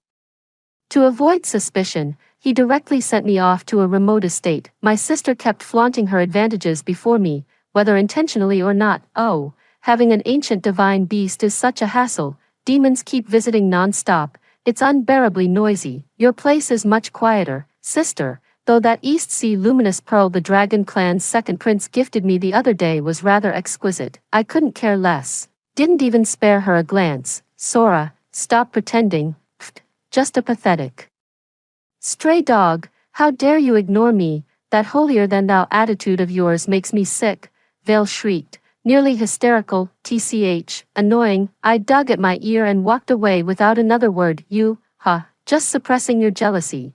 I see right through you. Just wait, Vale, will have far more than this in the future. When that day comes, don't come crying to me. One night during the full moon, returning late from cultivation, I stumbled upon my sister secretly meeting different men on multiple occasions. This aligned perfectly with recent rumors of numerous male demons dying from drained yang energy. I knew then the Tao Tai had begun draining my sister's blood. The Tao Tai once told me that dual cultivation through yang absorption was a peerless method to enhance cultivation, even attempting to seduce me into practicing it. I naturally refused, but it seems my sister has chosen a different path. Under the dual torment of the Tao Tai and nightly encounters with male demons, my sister's health visibly deteriorated. She abandoned her revealing garments for long dresses to conceal the bloodstains beneath her sleeves, and that ever-swelling belly. Yet what grew alongside was the resentment and hatred in my sister's eyes whenever she looked at me. Though I knew not what pact my sister had struck with the Tao Tai, her refusal to seek our clan's aid told me it couldn't be anything good. Father mistook her exhaustion for magical overexertion. His swelling pity drove him to deliver my years worth of spirit stones and celestial herbs straight to her courtyard the moment I was away. 5. She's your own flesh and blood, just a few measly spirit stones. How could I have raised such a heartless wretch? When your sister ascends to immortality, those stones will flow like water. Why hoard your petty stash on the second day? As in past lives, the celestial venerable Jasper arrived at the Koi clan, declaring his intent to select a disciple from their younger generation as a demon tribe devout to the celestial realm. Father always took pride in our kin achieving immortal ascension. When news came that Jasper had singled out the Koi clan from countless demon tribes, he grew so exhilarated he scarcely slept for nights. Jasper, the celestial deity, possesses ethereal grace and an aloof transcendence. As the Jade Emperor's most trusted lieutenant, he commands immense reverence across the three realms, beloved by all. With his peerless beauty and overwhelming power, Jasper has become the unattainable fantasy of the three realms, admired from afar but never to be touched. Divine. 1. My second daughter Vale shows promising talent. She recently hatched an ancient divine beast. Might you consider taking her as your first disciple? The father fawned obsequiously. A cold laugh rose in my heart. In my past life, Father nominated my sister first, praising her as exceptionally bright and kind-hearted. Though her magic falls short of mine, she excels in diligence and noble character. This life repeats the pattern, yet the justification shifted to might makes right. The most powerful mage naturally commands universal support. Such blatant favoritism. Jasper turned his gaze sideways, toward his sister who was staring at him with such infatuation that she might as well have been drooling, and frowned slightly. My eyes remained fixed on that ethereal figure at the hall's far end, my nails digging into my palms without my notice. If the Tautai was the source of my nightmares in my past life, then Jasper was the colossal trap the heavens had specifically laid for me. To be honest, after all I'd been through, I hated Jasper more than even the Tautai. That's right, choosing me is absolutely the best decision. Jasper dear, even the ancient divine beast recognized me as its master. I'll work extra hard. Vale kept batting her coquettish eyes at Jasper with a bashful expression, her voice dripping with honeyed sweetness. One might mistake her for being in heat. Oh, so it was your precious daughter who manifested that golden radiance the other day. The mention of divine beasts finally piqued Jasper's interest. This, Vale, lost in his fantasy, froze abruptly, his previously radiant expression turning downright grim. Just my eldest daughter, born under strange signs, pure coincidence. To my shame, the egg never hatched. Remembering that day still makes my father seethe with resentment toward me. He'd always thought his daughter was his pride and joy, only to realize it was all a facade. The humiliation of being mocked by other demon clans still burns. How could he not resent her? Seeing Jasper's attention fixed on me, a seething Vale gathered a spell orb channeling at least 90% of his power, then hurled it straight at me, yet outwardly, he feigned panic. 6. Oh dear, sister, my apologies. I've been overflowing with spiritual energy lately and lost control. However shall I make amends? You'll be lucky to survive this intact. Sobs. It truly wasn't intentional. Had I not known my sister's temperament so well, even I might have believed those crocodile tears of hers. A shimmering blue barrier instantly enveloped me, deflecting what would have been a fatal blow. As the luminous mist dissipated, I stood completely unscathed, my eyes radiating icy detachment. I'm impossible. After all my recent cultivation breakthroughs, you're just a worthless runt who can't even hatch a spirit egg. No, Tautai wouldn't lie to me. My sister took a step back, murmuring with utter bewilderment in her eyes. Truth be told, I'd already successfully hatched the Kirin beast. By the next day after incubating the egg, that morning I woke up groggily to find a fuzzy little creature curled up in my arms, absolutely adorable. The successful hatching wasn't just due to my efforts. It seemed connected to the bracelet my mother left me. The little one was particularly drawn to that coral bracelet. Whenever it got close, its spiritual energy would surge dramatically. I later discovered that the ancestral Kirin had a bond with my mother.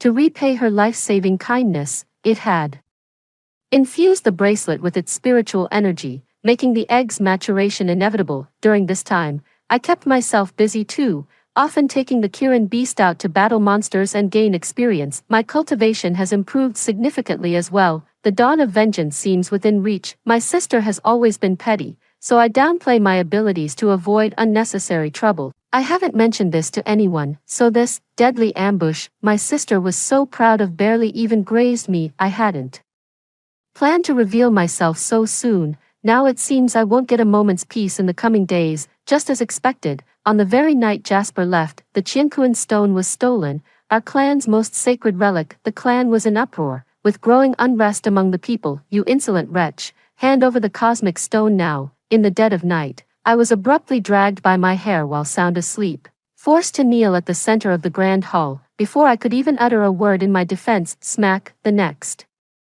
instant, a vivid handprint bloomed across my cheek. My father's palm strike carried such force that it made me cough up blood. Sometimes I really want to ask him, am I really his biological child? How can siblings from the same bloodline be so different? And all of this stemmed from nothing but my younger sister's single remark. Lately I've noticed my sister constantly going in and out of the pagoda. Could it be nonsense? The treasure thief must be someone else entirely. How could my sister ever do such a wicked thing? 7. But sister, to err is human. If you return what you took, surely even father would forgive you. I wiped the blood from my lips, calmly watching my sister's performance. With a cold laugh, I met my sister's gaze directly and said, I told you, it wasn't me. My little sister grew flustered under my gaze, her eyes darting away nervously. Indeed, I knew exactly who stole the Qianquan stone. It was my sister. In our past lives, the gluttonous Tao Tai had also tempted me to steal this sacred stone to enhance my cultivation, but I'm a demon with principles. How could I betray my kin? My defiance earned me nothing but a brutal beating. Seeing my stubborn denial, father flew into a rage, bellowing threats to strip me of my koi bones and cast me out of the clan. The surrounding clamor stretched and compressed like taffy, while a swarm of phantom bees droned inside my skull. Amidst the bone-rending agony of the ritual, I caught the ghost of a smirk curling my sister's lips. Who'd have thought our noble lady would bring such disgrace? A walking calamity for our koi kindred. She deserves execution. Plucking her scales is mercy. All quiet on the surface, yet rotten to the core. Look at her groveling like a dog, staining the hall with her blood. What a disgrace. Tsk, those crocodile tears. Who's she trying to seduce now? They say female demons are temptresses, and damn if the rumors aren't true. Bet she'd be a wild ride. Heh. Stripped clean of flesh like a fish skeleton, I was dumped in the mass graves. By chance, Jasper happened by. He saved me and brought me back to the Morning Dew Palace. He said we were fated to meet. He asked if I'd be willing to become his blade. His blade? I'd gladly be a weapon, but not one to help him roam the world and accumulate virtue. It was nothing less than a lethal dagger aimed straight at his heart. Jasper grew increasingly pleased with my reliable and efficient work, entrusting me with more responsibilities that steadily expanded my authority. Everyone in the Morning Dew Hall knew my status was now second only to Jasper himself, yet Jasper remained somewhat guarded around me. After all, I still hadn't been brought into that particular matter. That night, donning black robes instead of his usual white to avoid detection, Jasper stealthily opened the hidden door in his study and slipped into the secret passage. With a quick hand seal for invisibility, I followed silently behind. At the end of the dim corridor lay a demonic youth shackled in iron chains. The boy's crimson eyes burned with feral intensity as he growled low like a caged beast, his mind clearly long gone. Jasper gazed at the youth with profound tenderness, his slender fingers tracing the boy's chiseled features. He murmured incessantly with a feverish, almost deranged intensity, "Hold on a little longer, ACI, the Master's elixir is nearly complete. Soon, nothing in the three realms can keep us apart. We'll be together for eternity. My love." With trembling reverence, he pressed his lips to the youth's as if worshipping the rarest treasure in existence. Who could have imagined that such an ethereal immortal master harbored such dark secrets? Yet to me, this was no surprise. I'd known this secret since my past life, for it was the very source of my suffering then. The world remains oblivious, though immortals and demons are sworn enemies. Jasper secretly shelters the demon realm's overlord, who was, in truth, his first disciple. Beyond their master-disciple relationship, the two had secretly become cultivation partners. 8. As I departed, I casually tossed a handful of unidentified powder toward the youth. 15. After completing all preparations, the days passed one by one until my long-awaited moment finally arrived. On this day, numerous beings from the three realms suddenly arrived at the Clear Dew Palace, including many dignitaries from all walks of life. We beseech an audience with the celestial venerable. The crowd's pleas rose and fell in waves. Some days ago, my son descended to the mortal realm for a visit but never returned. Among the 9 heavens, the celestial venerable possesses the greatest power. We humbly beg your mercy to investigate this matter for us. The white-bearded immortal leading the group wept bitterly atop his rainbow-hued cloud, crying out, "Mine's gone missing too. Could some demon have snatched him? Woe is me, my poor child. Had I known, I'd never have forced you to train in the monster forest." The crowd erupted in chaotic discussion. "Peace, honored ones, the celestial venerable shall give this matter due justice." Night falls. The Hall of Morning Dew has prepared celestial refreshments. Please follow me. While the immortal venerable was busy entertaining guests, I quietly slipped into the depths of the heart lake with an ancient bronze key I'd swiped from him. Thank heavens for that magical powder I sprinkled on Talon days ago. Its frenzy-inducing effect on demons distracted Jasper long enough for me to snatch the key. I gave myself a silent pat on the back. 16. The depths of Heart Lake. Within the great water prison, countless cages stood in perfect rows, centered around a massive alchemy furnace. At first glance, the cages appeared as a sea of shadowy figures. Among them were humans, demons, and celestial beings of all kinds. Each cage held several captives, some gaunt and hollow-eyed, others covered in wounds, barely clinging to life. Among them were the privileged offspring of nobility who'd come begging Jasper to find their missing children.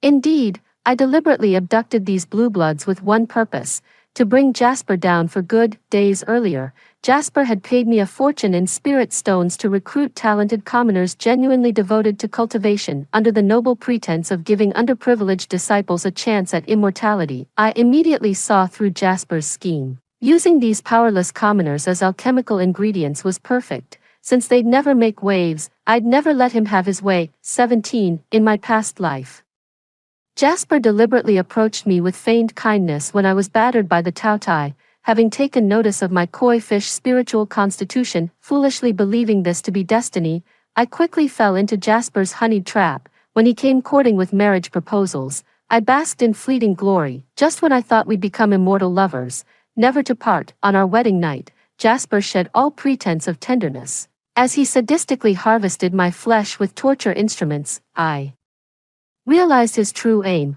to use koi flesh as medicinal ingredients for his precious disciples' recovery. Days and nights of cruel torment had long since filled me with venomous hatred for him. Didn't Jasper dream of flying off into the sunset with his precious disciple? I'll make damn sure that never happens. First I calmed the crowd, freed a few skilled demon cultivators from their shackles, then worked with them to release the rest. Then I revealed my next move to them. Everyone saw me as if a deity had descended, and naturally agreed without hesitation. 18. Throughout the rescue, I remained calm, unafraid that Jasper might suddenly notice something amiss, because I had absolute faith in my sister's ability to be utterly clingy. Indeed, I had already returned to the Koi clan yesterday. First, I had my most trusted maid accompany me in staging an elaborate act, pretending to be utterly heartbroken while accusing Jasper of secretly sketching my sister's portrait. All signs pointed to his deep affection for her. In truth, Jasper intended to make my sister his consort,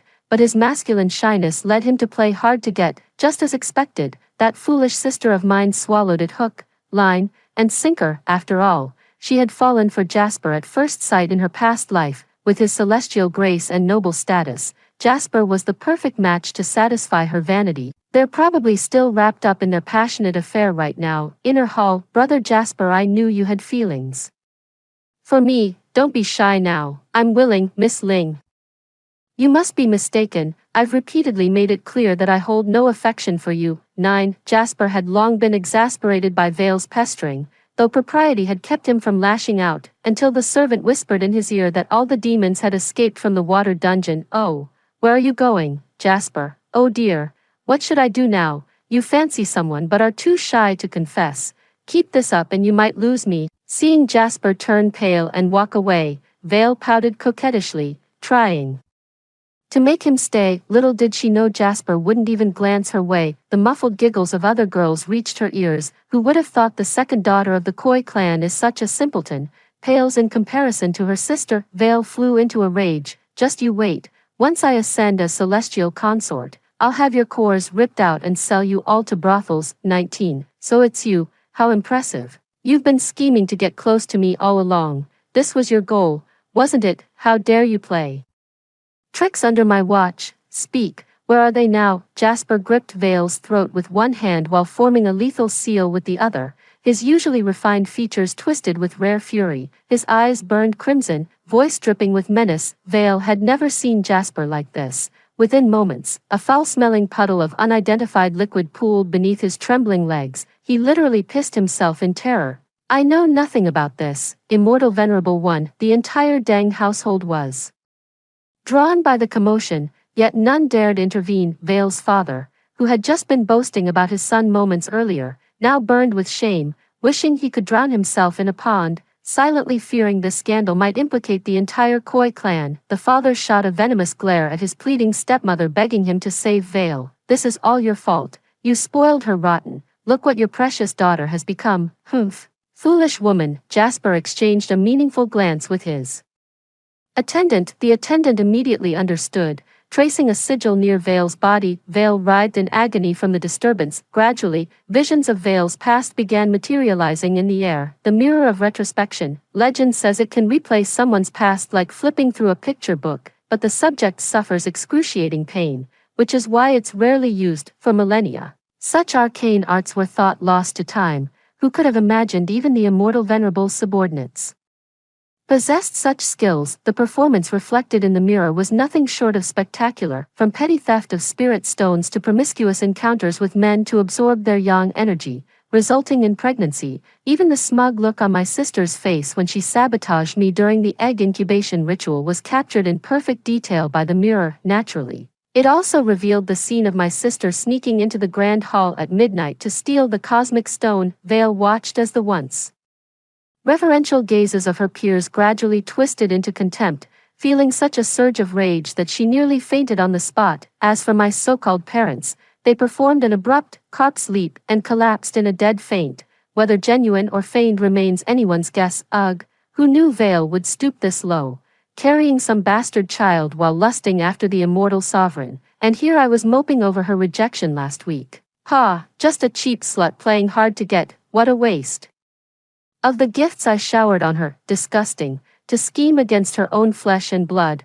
What a venomous viper. She deserves to be deep-fried in boiling oil. Only a twisted mind like hers could concoct something as vile as draining vitality through forced coupling. Ha, I used to wonder how such profound cultivation was achieved. Now I see it's nothing but cheap tricks. How blind I was, treating this demon like some precious treasure. 20. Seeing the timing was right, I finally stepped forward with deliberate slowness. You, it must have been you. Vale's eyes snapped open as if waking from a deep trance, her pupils dilated violently as a murderous aura erupted around her. The divine beast mark between her eyebrows blazed with radiant light while her 9 bone claws shot straight for my throat. I didn't even blink. A blinding golden light interposed itself between me and the skeletal claws. Vale was engulfed by a massive magical backlash, his body slamming violently into the hall's grate pillar with such force that it carved out a gaping hole before he collapsed unconscious. Audacious Jasper, you dare secretly harbor demonic fiends and refine elixirs with the lives of our 3 realms people. Henceforth,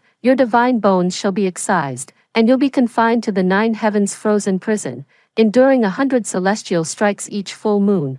Without decree, you shall never again see daylight. The fiend Talon shall be cast into the cliff of eternal remorse under the same decree. The celestial emperor's imperious voice reverberated through the grand hall, its echoes lingering without end. What followed was the tearful reunion between the rescued disciples of the 3 realms and their clansmen, those I'd just freed from the water prison. The stunned crowd finally regained their composure, filling the air with curses against Jasper and effusive praise for my heroic deed. With this came my meteoric rise in status. 10. In gratitude, the assembly petitioned the celestial emperor to appoint me as the new supreme deity, replacing Jasper with the divine title, Venerable Sovereign of the West. 21. Since becoming the first demon queen to ascend as a supreme deity, I've mentored many female demons from humble origins who suffered discrimination, teaching them this truth: our fate lies in our hands, not heaven's decree.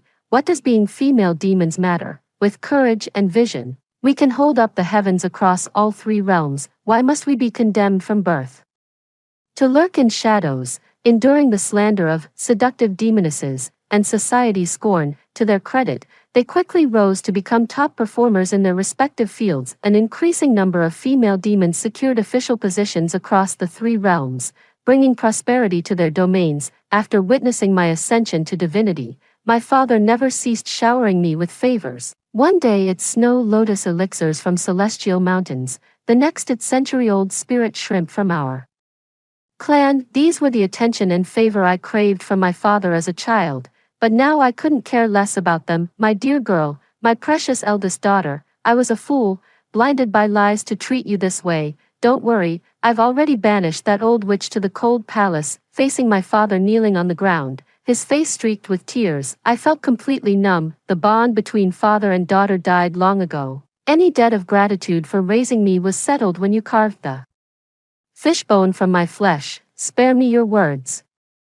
With that, she turned on her heel and left. I gained many followers across the three realms who, upon learning of my history with my father, became enraged on my behalf and made his life miserable. One day they'd torch his residence, the next they'd disguise themselves as bandits and give him a thorough beating. After being struck by the celestial emperor, my sister fell gravely ill, miscarrying her child and losing her sanity. She began raving about being some celestial consort, demanding everyone kneel and worship her. Some libertine, smitten by her fading beauty despite her tarnished past, finally took her as his wife. Our father seized the chance to offload this liability, rushing through their wedding overnight. Her madness turned the household upside down. The fickle playboy soon lost interest, confining her to a cramped courtyard where she wasted away in despair. Her contracted beast, the Tautai, shared her fate through their spiritual bond, its power waning as her fortunes crumbled. In this lifetime,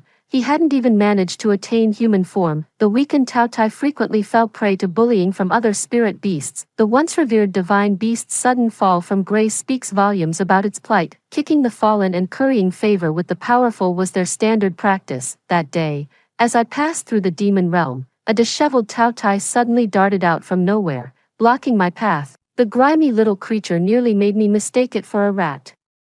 Demon, you there? Yes, you. Consider yourself honored. This venerable one has taken a liking to you. Will you form a pact with me? I can make you soar to greatness. Ruling the three realms will be child's play. Before the words, child's play, fully left its mouth, the Tautai was sent flying into the clouds by a kick from my Chilan companion. What tremendous energy, bah! Such filth isn't worthy of my master's sight. 11. Chewing on a blade of grass, I squinted my eyes and leaned against the Chilan's side. Sitting cross-legged atop the mountain as I watched the clouds drift across the sky, the gentle breeze caressed my face, bringing an unprecedented serenity to my heart. Story 2, I was publicly executed for stealing supplies, and everyone was eager to carry out the lingering death punishment on me. The leader raised her hand to stop them and demanded that I kneel down and admit my mistake. She said she would let bygones be bygones, should be grateful to her. However, she was the one who stole the supplies. The residents of the base surrounded me and shouted, "Kill, kill, kill." I smiled and performed a magic trick for everyone. I raised my hand and directly crushed the leader's space. Trillions of supplies piled up appeared out of thin air, shocking everyone. This time, it was her turn to kneel down and admit her mistake. 1. After the end of the world arrived, trillions of supplies across the country were looted. In just 5 years, the major bases could no longer sustain themselves. If we couldn't find that person, everyone would have to die. But she had already vanished without a trace. At this moment, I was kneeling and silently roaring. The empty city in front of me was my last hope. There was no more medicine. Holding my younger brother who was having a heart attack, I felt powerless. The hatred in my heart for that person reached its peak, and I vowed to make her life a living hell. Suddenly, the sound of footsteps came. I looked up and saw a familiar face. Harper, the person I hated the most before the end of the world. After tutoring my younger brother for 2 months, she was kicked out of my house by me. Since then, she had hated me deeply and retaliated recklessly. How can you be such a sister? Your younger brother is about to die, yet you're just crying here. The urgency in her tone was as if she wasn't the one who had cursed. Your younger brother has the look of an early death. He will definitely not live to adulthood. I stared at her intently, and my palm Under my clothes silently gathered my powers. Harper was completely unaware and continued with a look of being. It's hard to translate this Chinese idiom precisely, but it means a sense of disappointment and frustration at someone's failure to live up to expectations. If you don't have medicine, you should have said so earlier. I really can't believe you. Who are you showing this pathetic look to? After saying that, she reached into her bag, took out a box of quick-acting heart-saving pills, and quickly handed them to me. I really don't want to say anything more about you. Hurry up and give them to him. I was stunned, and all my powers dissipated. The medicine that I couldn't find even after searching the whole city was given to me by her. I had even been prepared for her to take out a knife and launch a surprise attack on me. Harper seemed to be different from before the end of the world. Saving people was the top priority. Thinking of this, I couldn't help but feel a bit grateful, and my gaze towards Harper became a bit more sincere. Thank you. It's easy to add flowers to a brocade, but it's hard to send charcoal in the snow, so I could temporarily pretend not to see the boundless trillions of supplies in her space, too. Harper was that person, the one who emptied the country and hid away. In 5 years, the major bases had all returned in defeat, and no one could find the space ability user who was deliberately hiding, except for me. I could see my ability was called X-ray vision. I could not only see the space of space ability users but also the crystal cores of ability users. After traveling across more than half of China, I finally found my mission target. At that moment, I was going to kill her on the spot, but she was holding my younger brother's life-saving medicine. I could spare her life for the time being. I bowed my head towards her and reached out my hand. TSK, TSK, TSK, look at her, she looks like a dog. A strange male voice suddenly came to my ears. My heart rate suddenly increased. It must be so satisfying to see the person you hate the most groveling in front of you. The voice was crystal clear. I held my breath and looked around. There was no one around. It wasn't an invisibility ability. Harper didn't understand my hesitation and held out the medicine again. It must be an illusion. I shook my head and composed myself. If I hesitated any longer, I would be judging a gentleman's heart with a villain's mind. I quickly reached out to take the medicine. Wait a minute, Harper suddenly shouted and pulled her hand back, putting the medicine back into her pocket. I froze and didn't dare to move. She looked anxious and opened her backpack to rummage through it. I became anxious. Is the medicine gone? Harper ignored me. She stood up, picked up some dry branches around, stacked them together, and used her lightning ability to light a fire. Then she took out a pot. She turned around and comforted me. Look how anxious I am. I even forgot that you need to take the medicine with warm water. Wait a moment, I'll be done soon. No, no need. Seeing Harper pour 2 bottles of mineral water, I was so anxious that my throat felt dry. Really, there's no need. Serena can't be delayed. The quick-acting heart-saving pills only need to be held under the tongue. Yes, there is a need. Harper interrupted me and gave me a disapproving glance. Even in the apocalypse, we should pay attention to hygiene. How can you live so slovenly? After saying that, she moved to a place where I couldn't reach and suddenly clicked her tongue. Come to think of it, it's still your fault. Since you knew your younger brother had a heart condition, why didn't you carry the medicine with you? You're not even as good as an outsider. You keep saying you love your family, but is this how you show your love? Your love is really too cheap. Brielle, it's not that I'm criticizing you, but you've really failed at life. She kept nagging, but the water wouldn't boil for a long time. She was doing it on purpose. She was stalling for time. In an instant, I gathered my powers and raised my hand to snatch the medicine. Ha ha ha, Harper, you really know how to torment people. That male voice appeared again. If you stall for a while longer, her younger brother will die right in front of her. It wasn't an illusion. Was he one with Harper? Seeing me standing there in a daze, not listening to her words at all, Harper sighed.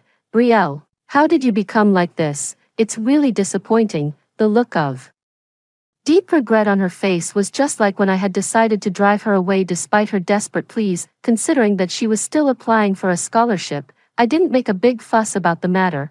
I just warned her to stay away from my younger brother. Harper, you're demeaning yourself like this. I'm really disappointed in you. The memory ended, and I looked up at Harper. The fire had already gone out, but she didn't care at all. Her narrow eyes were like those of a wild beast, staring at me and observing me. Seeing that I had finally reacted, she curled the corner of her mouth, and there was actually mockery in her eyes. She reached out and waved the medicine box in front of me. Sure enough, I mocked myself in my heart, misunderstanding a wild beast was undoubtedly courting death. Thinking of this, I was chilled by the compassion I had just felt, staring into her eyes. I stretched out my hand. Give me the medicine. Pfft. Harper stood up and asked me with a laugh, Brielle. Who do you think you're talking to, right now? You're not even as good as a dog in my eyes. You want this, don't you? Bark twice, and I'll... Suddenly, boiling water shot out from the pot and splashed straight towards Harper. She raised her hand to release a lightning shield and dodged awkwardly. The medicine box fell from her hand and flew towards me in midair. After catching the medicine box, I quickly took out the pills and gave them to my younger brother. Then I stood up, and the powerful powers around me blew up the corners of my clothes. I decided to crush Harper's crystal core right now, expose her supplies. 3. Once the space crystal core was shattered, the supplies would automatically be revealed. I just needed to see the location of Harper's crystal core and raise my hand to crush it. Leader. Suddenly, a shout came from behind, and 4 or 5 people ran over with great effort. Over here. Harper waved her hand. The originally tense atmosphere suddenly changed. These people seemed to know me and greeted me warmly. Harper also changed her attitude. She even took the initiative to introduce to me that these were the residents of her base. Then, with a conflicted expression, she reached out to me. The quick-acting heart-saving pills are the common property of the base. For Serena's sake, I broke the rules, but you can't take them away. Please return the medicine to me. As soon as she finished speaking, the others stopped smiling and silently put their hands on the knives at their waists. I chuckled under Harper's surprised gaze.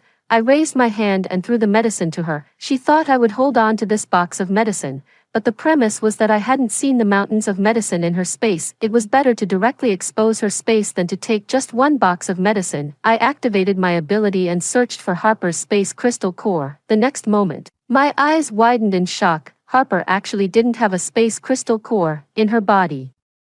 There was only a lightning crystal core that was about to reach the full level. Without a space crystal core, where did the space come from? If I couldn't crush the space crystal core, how could I expose her supplies? If she died, would the space still exist? Was her space not an ability? My mind was in a mess, and I was frantically thinking, let's just arrange it like this. During this time, for some unknown reason, Harper actually took the initiative to invite me to her base. I agreed. Her mysterious space had me at a loss for the moment, and I needed time to think of a solution. On the way back, I heard the male voice discussing me. She must be an ability user of telepathy. It seems that her ability is almost at the full level. Harper, don't worry, I can absorb her. Of course, we have to take her back to the base. Killing her directly would be too easy for her. It's more interesting to destroy her spirit. Destroy her spirit, that's right. Harper and I were indeed destined to be enemies until one of us died. At first, she had excellent grades but came from a poor family. My uncle, as her counselor, couldn't bear to see her burdened, so he asked her to tutor my younger brother and paid her 200 yuan per class. It was said to be tutoring, but in fact, it was financial support. However, Harper, who had been expressing gratitude, was discovered by me to be exposing her body and using seductive words to my 16-year-old younger brother with improper intentions. After driving her out of the house, she had a resentful expression and questioned me. I made a mistake, but aren't you guys at fault either? When your family was happy, who cared about me? I just wanted to join your family, not cause trouble. Now that you're ignoring me, how am I supposed to live in the future? I'm in this situation because of you guys. Since then, she had launched a crazy revenge against us. My company was reported by her and shut down. My younger brother was slandered by her and had to suspend his studies. My uncle was suspended from his position because of her. And my parents, have you dreamed of your parents after the end of the world? Harper suddenly came up to me and said with emotion, your uncle and aunt were really nice people. Fortunately, they died early. Slap. I raised my hand and gave Harper a hard slap. I didn't stop walking and continued forward. The others stared at me in surprise. Harper caught up and wanted to say more. I raised my hand and gave her another slap. You talked so much. Didn't you just want me to hit you? I'll satisfy you. The others got angry and drew their knives one after another. Harper, however, stopped them. There was clearly a look of, see, you're in pain, in her eyes. but she still explained, "Don't be angry, I didn't mean it, I'm just a bit excited to think that you're going to my base." What could make her so excited? Suddenly, my heart skipped a beat, and my blood seemed to flow backward. I stared at Harper in disbelief. Could it be, for, on the day the end of the world arrived, in order to avoid Harper's harassment, my younger brother, my uncle, and I left the villa and moved to the city center. After running out of ammunition and food and fighting our way out of the community, we realized that the whole city was filled with broken limbs and the howls of zombies. All the shops were empty, the underground garage was empty, every car on the street couldn't start, and there wasn't a drop of oil in the fuel tank. There were layers of zombies in front of us. To survive, we had to get out of the city. We pushed the car towards the gas station, planning the driving escape route along the way and thinking about the location of the survivor base, and fought our way out. Before we even reached the gas station, we were already desperate. The area around the gas station in front of us was densely packed with cars that had been pushed there. We could only flee on foot and head towards our home in the outskirts. There were 2 cars and sufficient supplies at home, which could support us for a period of time. It was only later that I learned that someone had taken away all the supplies in Yuncheng within a week, turning Yuncheng into a living hell. She had taken away all the hope of survival. At that time, I, who knew nothing and was heading towards the outskirts, was still encouraging my younger brother, saying that we were just too unlucky and that everything would be fine as long as we got home. Little did I know, what awaited me was only deeper despair. 5. Harper's base was transformed from a school. The leader is back. The leader has worked hard. Smiling faces and greetings came one after another, and no one paid attention to my stiffness. "Are you happy?" Harper's voice, seeking credit, came. I turned my head and saw that she had a bright smile. Harper pointed at the wooden board connecting the ditches on the ground with her foot, motioning for me to take a closer look. This was my family photo. My young parents were hugging my younger brother, and my uncle and I were standing behind them. Everyone's smiling faces had become blurred after years of being stepped on. "Don't take it to heart, everyone does this." She pointed at the other photo frames lined up together. "No matter how precious something is, in the apocalypse, it can only become a tool. Your parents would be happy to be able to contribute to society in this way." Her loud voice attracted everyone's attention. After they looked at my appearance and that of my younger brother on my back, they understood. "It's you. What a coincidence. We're short of things for the base construction. Sorry about that." "Thank you." Their eyes were sincere, and they were actually thanking me from the bottom of their hearts. I looked at the familiar objects around me, and my heart ached. The home that I had been searching for everywhere was actually here. This familiar small desk was the one my uncle used to teach my younger brother how to write. Now it was broken and stuck in the soil as a pigsty. The one next to it was probably a firewood pile. I picked up a piece in the air. "To choo-choo," these were my father's words. In a trance, the scene of my father and mother playing a duet on the piano appeared in front of my eyes again. "I knew you would be so touched." The memory was interrupted. Harper chuckled and took out a piece of paper to wipe my tears. "You don't have to thank me too much. I just casually helped you preserve the furniture." As she spoke, she pulled me and continued walking inside until we reached a door. She reached out and pushed the door open, shouting, "Surprise!" She walked into the room and turned to look at me with a proud and provocative look in her eyes. The living room in front of me was exactly the same as my home. I felt as if I had gone back to before the end of the world.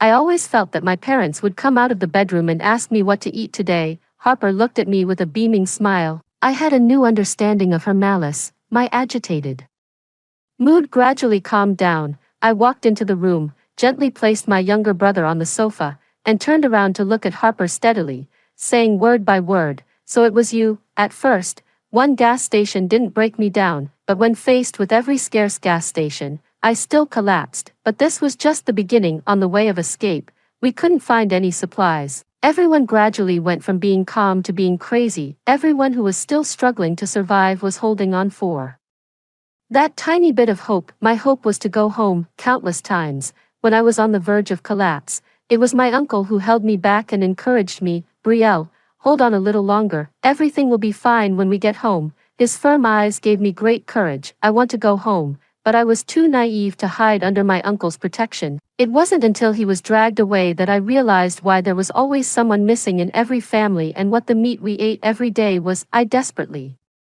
pushed through the crowd, trying to save him, but what I saw was his throat being cut with a knife, and blood gushing out. In a trance, I saw his mouth move as if he said, "Go." In that instant, I lost all my senses and became a machine that only knew how to execute orders. I rushed into the tent, grabbed my younger brother, and ran towards that destination. If gods blocked my way, I would slay the gods. If Buddhas blocked my way, I would slay the Buddhas. There was only one thought in my mind: go home. I want to go home. I have to go home, otherwise, how could I face all of this? When I finally got close to that familiar building and saw the wide open windows and doors, I was on the verge of breaking down, but I didn't. Holding on to my last hope, I went home. Everywhere I looked was empty: the cars, supplies, the sacrificial altar, the photos, all the furniture, everything. It was all gone. My home was gone. I collapsed to the ground and couldn't stand up anymore. In the distance, a tide of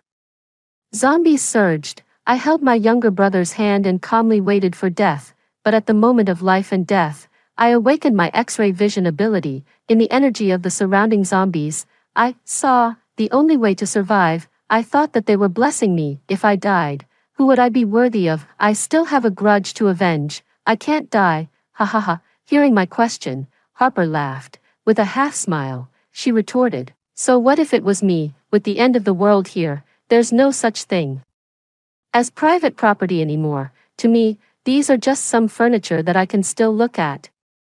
These things are worthless. If I'm not in a good mood, I could just smash them all. If you really like them, say some nice words to me, and I might as well give them to you directly." She kept talking as if she had been waiting for this moment for a long time and had rehearsed these words countless times in her heart. So this was her way of hurting me deeply. She knew that I must have gone back to look for these things, and she just wanted me to see with my own eyes how she treated the things I cherished like trash, worthless. It really hurt, however. "Thank you," I said sincerely. Harper was suddenly stunned. "What? Thank you for preserving these pieces of furniture for me." Harper's face suddenly turned red and then pale. I smiled softly and touched the sofa. "You once said that you liked my home when you were at my place. I thought you were just joking. I didn't expect that you could still keep these things so well in the apocalypse. To be honest, I couldn't have done it myself. You really put in some thought." Harper's chest heaved violently, and she squeezed out the words from her mouth. "Actually, you don't have to force it. If you're angry, just say it. I won't laugh at you." "How could I be forcing it?" I widened my eyes. "I didn't believe you when you said you wanted to repay our family before, but now I really do. Thank you." Afraid that it wasn't convincing enough, I pointed at my sleeping younger brother and assured Harper, "If you still don't believe me, I can ask him to kowtow to you when he wakes up later." Harper was at a loss for words. Her face was gloomy, and she didn't say a word. Seeing that she didn't speak, I pressed on. "Do you mean that I should be angry? I don't understand what there is to be angry about. Why don't you elaborate?" "Humph." Harper laughed out of anger and opened her mouth to mock me. "You're quite eloquent." The next second, something strange happened. Saw that Harper's face suddenly turned scarlet, and the mountains of supplies gradually became invisible. Suddenly, a huge mouth emerged from the space and rushed towards me. Harper crossed her arms and slowly said, "Goodbye, although I wanted to deal with you myself. But, leader." Suddenly, there was a knock on the door, and someone pushed the door open and came in. "It's time for dinner." Being interrupted, Harper was briefly annoyed, and then she pretended that nothing had happened. She told everyone to treat me well and stayed in the room to deal with official business herself. It was the depths of winter. I held back my younger brother, who woke up and wanted to fight Harper, and sat around the campfire with all the base residents, eating roasted potatoes. "Don't quarrel with the leader. She's the best leader in the world. She has to manage hundreds of us all by herself, and she works so hard." It was the little boy who had just knocked on the door. Presumably, he had seen the tense situation between me and Harper, feeling sorry for Harper. While turning the roasted potato in his hand, he persuaded me, "The leader risks her life to find supplies for us. Her food, clothing, and daily expenses are the same as ours, or even worse. I can't figure out why you want to hurt her." The people around nodded in agreement and looked at me with hopeful eyes, as if I made things difficult for Harper any further, I would be an unforgivable person. They were all holding the only lunch of the day in their hands, a roasted potato. They ate it carefully and would even pick up the crumbs that fell and eat them, but I saw that Harper was eating hot pot alone in the room. Finally, it's roasted. The child beamed with joy and ran towards Harper's room, holding the carefully roasted potato. Before he even got close, Harper had already noticed. With a wave of her hand, everything disappeared. She opened the door happily. "Thank you, Ryan, I'm starving." By the time Ryan ran back with a satisfied look on his face, Harper had already started eating hot pot again, her movements as skillful as if she had done it thousands of times, and that carefully selected potato was casually thrown into the space by Harper. There was a mountain of garbage in the space, and the mountain of garbage was full of potatoes. Then Harper took out a wet wipe and wiped her fingers that were stained with potato char one by one before continuing to eat the hot pot. After eating, Harper casually took out several down jackets and lay on the sofa contentedly, looking at everyone outside the window. Next to her, Ryan was hugging himself and shivering. His stacked t-shirts were far from enough to resist the biting cold wind, and the residents were still reviewing today's actions, blaming themselves for finding too few supplies and not letting the leader have something good to eat. The others echoed one by one. I probably understood the reason why Harper didn't want to ruin her image. Who wouldn't want to be a savior? "Brielle, you're not a spy sent by another base, are you?" The sudden voice brought my thoughts back. Harper, who had somehow come up to me, suddenly started questioning me. "Recently, there have been people who sneak into other bases to scout and then steal the supplies.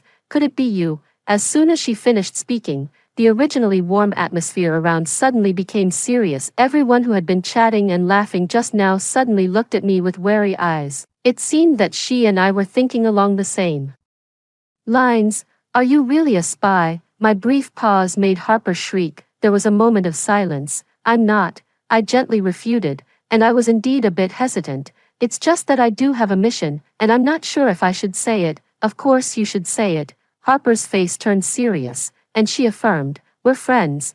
There's nothing you can't say. Everyone can help you together." Unexpectedly, she really dug something out, and Harper was a bit excited. I hesitated for a while and then said frankly, "I'm looking for someone." Ryan chimed in, "Sister, who are you looking for? Tell me. If I see that person, I will definitely tell you."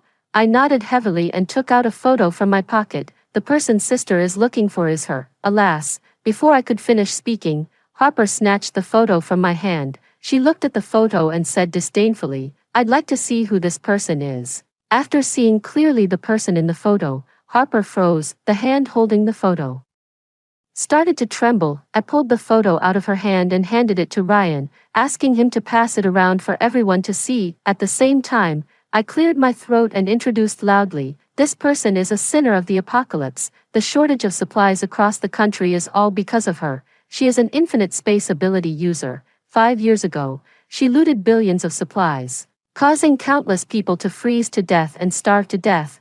My mission is to find her and kill her." As I spoke, I paced in front of Harper and asked her, "Leader, do you think this person should be killed?"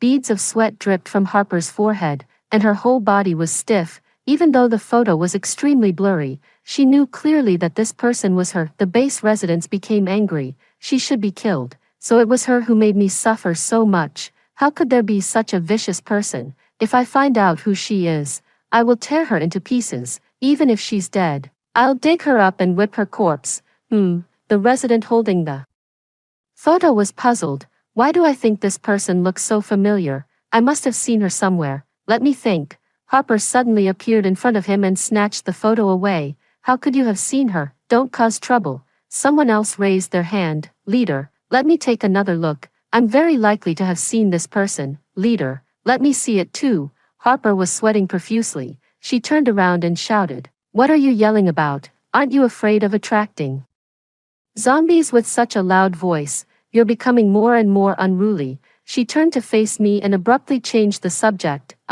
Do you want to stay overnight tonight?" "Who would dare to stay overnight? I'm afraid of being sexually harassed." My younger brother couldn't help but sneer. "You're in a hurry to change the subject. Are you feeling guilty?" Looking at Harper's flustered appearance, I tugged at my younger brother and told him to stop there. It wasn't a good time to reveal everything.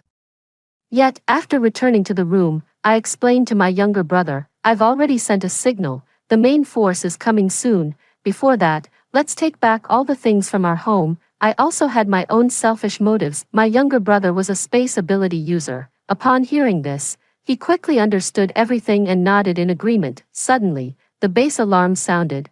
Warning, warning. All supplies in the base have been stolen. All supplies in the base have been stolen. Along with it came the shouting outside the door. Brielle, you bitch, open the door for me. It seemed that the time had come. 7. I pushed the door open. There were people everywhere in front of me. Harper was leading the way, crying, "It's all my fault. I misjudged them." Just now, when I went to the warehouse to check the supplies, I found that all the supplies were gone.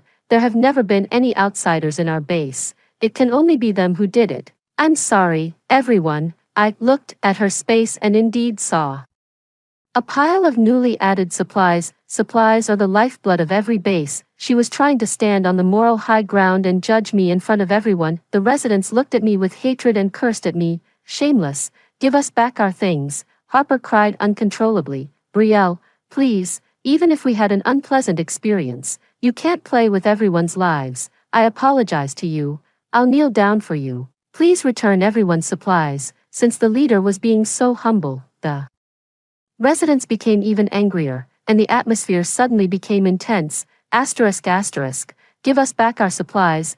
Don't even think about leaving without taking out the supplies today. Just as everyone was pushing and shoving and about to start a fight, Harper raised her hand to indicate that she had something to say. She composed herself and admonished us. Brielle, Serena, if you take out the supplies now, I can let bygones be bygones. My younger brother roared. Don't you know whether we took them or not? What are you pretending for? Seeing that we didn't yield, Harper laughed out of anger and nodded repeatedly. Fine, if you don't want the proffered wine but insist on the penalty wine, meaning if you don't accept the kind offer, you'll have to face the consequence. As soon as she finished speaking, my younger brother and I suddenly fell to the ground, losing our strength. Damn it, sis. My younger brother reached out to me with all his might, but he still collapsed. One person jumped out and praised Harper's foresight. Leader is wise. Fortunately, you asked me to poison them, otherwise, we couldn't have controlled them at all. So the smoke that I saw just now was poison. I thought it was someone's fart. Harper chuckled and asked the others to tie us up and drag us to the base square for the execution. 8. Dark clouds covered the sun. My younger brother and I were forced to kneel on the base square. The onlookers formed circle after circle, eager to execute us with their own hands. Harper was sitting upright on the high platform in the front. She spoke, and her voice seemed to press down from the sky. I'm giving you one last chance. Hand over the supplies. Hand over the supplies. Hand over the supplies. My younger brother was furious. The supplies are clearly in your hands. Oh, Harper seemed to have heard a joke and burst into laughter. Do you mean I stole from myself? She pointed at her own head and sneered at my younger brother. Are you out of your mind? Then she turned to look at me, and her ability instantly pressed down on me. Brielle, have you gone mute? I rolled my eyes. Harper was instantly enraged. Do you believe that I'll kill Serena right in front of you? Mentioning my younger brother, I was moved. I hoped he wouldn't be angry with me later. Seeing that I was afraid, Harper smiled and proposed a solution. Self-destruct. I'll spare his life. No one had gone out of the base today. Hundreds of people were all gathered in the square, waiting for our execution. Harper urged. Do it, the surrounding crowd shouted. Self-destruct, self-destruct. Seeing that I was indifferent, Harper laughed until she bent over. So you're a coward. It must be painful for you to grovel at my feet. I was kind enough to be Serena's tutor, but you drove me away and even spread rumors to ruin my reputation, making me lose my source of income. Yet I still treated you with kindness in return for your evil. I didn't expect that you would not only hurt me but also the people of the whole base. You're truly despicable. The base residents were filled with righteous indignation and stepped closer to us, shouting, kill, kill, kill. In the deafening sound waves, Harper slowly crossed her legs, with a half-smile on her face, and transmitted her voice using her ability. Brielle, I didn't expect you to end up like this. I was really sad that I couldn't wait for you in those days of the apocalypse. I could only take away the things from your home and leave you homeless. Fortunately, you came to me yourself. Do you want to kill me? You don't have the ability. Dying in humiliation in front of everyone is the best fate I've arranged for you. The more she thought about it, the more excited she became. She stood up agitatedly and shrieked. When the apocalypse came, I thought that a young lady like you would just hide at home and cry. I didn't expect you to be quite strong. It's a pity that your ability is useless. Ha ha ha, you really bring shame to your parents. As she spoke, she took out a photo of my parents from her pocket. I suddenly stood up. I had been searching everywhere for these photos, and it turned out that she had them. My parents died in a car accident on their way to work. They crashed into an oil tanker while trying to avoid a pedestrian and exploded on the spot, leaving no remains. That pedestrian was Harper. I had once believed that she was innocent, but then I saw the smile on her face as she turned and left the scene in the surveillance video. My younger brother's eyes were blood red, and he struggled to get up. The surrounding audience joined in the abuse. Like parents, like children, your parents weren't any good either. They deserved to die, deserved to die, deserved to die. My younger brother struggled with all his might, but he was weak all over and could only roar. Shut up, Harper laughed wildly. She slowly picked up the photo, tore it to pieces, and threw it away. Harper nodded, tears streaming down her face. I sneered, raised my hand and lifted one of the mountains, and there were countless corpses lying underneath. Bella, the man, let out a cry of surprise, rushed over, picked up a corpse and wailed. She didn't sacrifice herself. She was killed by Harper. She was a space ability user, right? After eating people, Harper's space became even larger, and she also got all the supplies of your girlfriend. Holding his girlfriend, the man saw the goods they had stocked together and went crazy. I can testify that I saw the leader kill someone, but I was too afraid to say it. I'm sorry. In the chaos, someone stepped forward. I can also testify that I saw the leader take things out of thin air. She must have space ability. One by one, the base residents came forward to testify. Harper could no longer defend herself, and everyone could no longer deceive themselves. Everyone silently stood behind me, seeing this. Harper was furious. You ungrateful wretches, you would have died long ago without me, aren't you supposed to support me? In response to her, there were even more venomous looks. Harper was enraged. I'll kill you all. Then she looked up and shouted into the air, System, come out and kill them now. Everyone was dubious and stared around in fear. Harper threatened me harshly. Just you wait. I'll make sure you die without even a place to be buried. She looked like she was going crazy, with her hair disheveled, and she shouted wildly, System, get out here right now. The only response to her was deathly silence. Harper stood up and threatened me in a rush. You can't kill me. I'm the hope of humanity. I have a system, and it was the system that told me to hoard supplies. He told me that only in this way can humanity survive. Just like in the novels, I'm the 1 in a million chosen one, the most special one. Ha ha ha, only those selected by the natural disasters are the future of humanity. I will take out the supplies and save everyone then. As she spoke, she became angry and pointed at everyone forcefully. It's you, you've destroyed the only hope of humanity.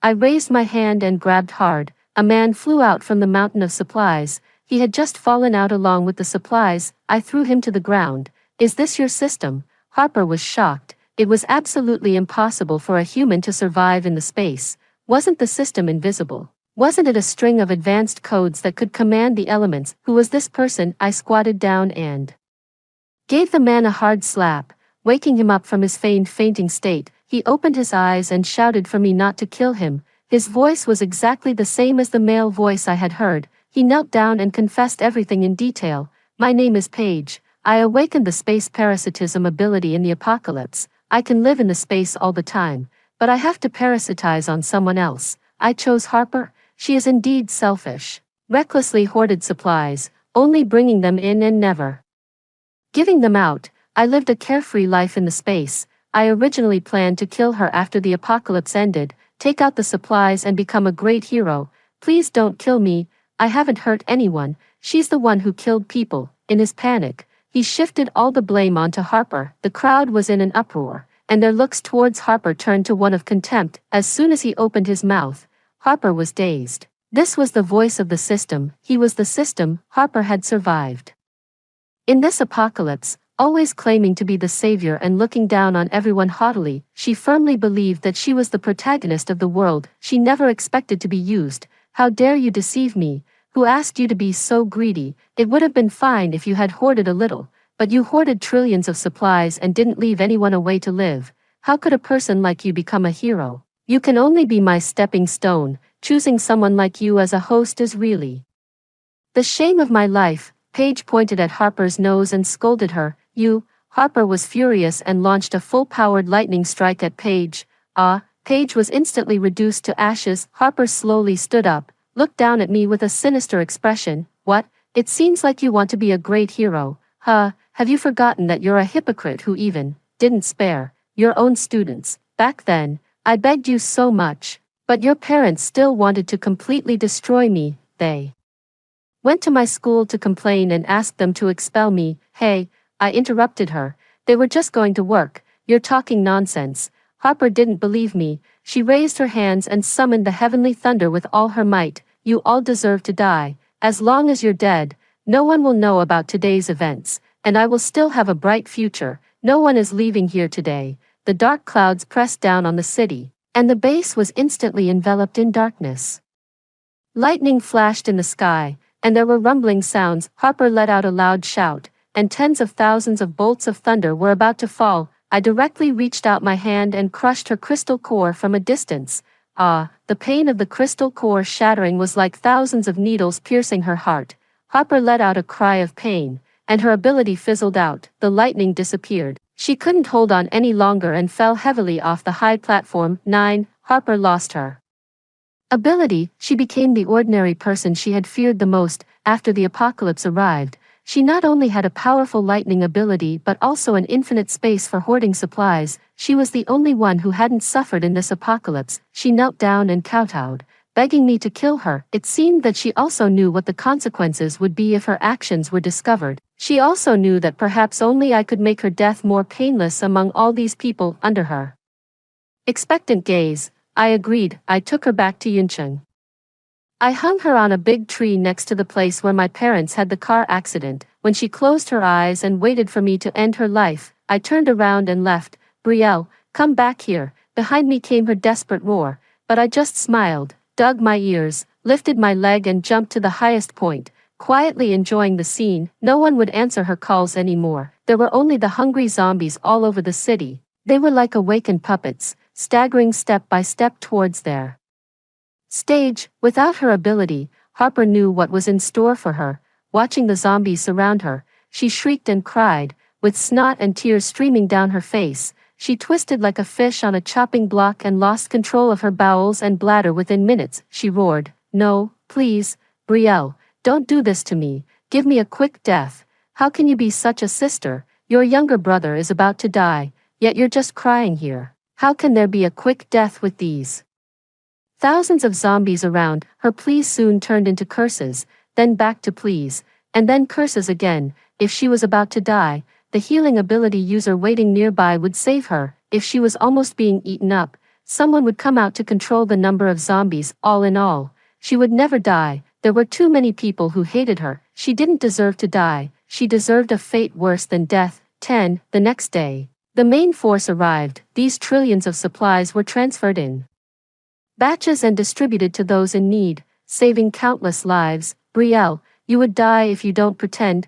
right? You made me so worried. You have to compensate me for my tears. My younger brother, who had finally figured it out, was furious, his eyes red. He punched me wildly. The more he thought about it, the angrier he got, and he squatted on the ground and burst into tears. I smiled and gave him a bear hug. No matter what, I can protect you, he cried and nestled into my arms, hugging me tightly. I stared at the pile of shredded paper on the ground. With a wave of my hand, the shredded paper flew over and automatically combined into a brand new photo. Here you are. I hugged his head and handed him the photo of our parents. Wow, sis, you're so amazing. You bet.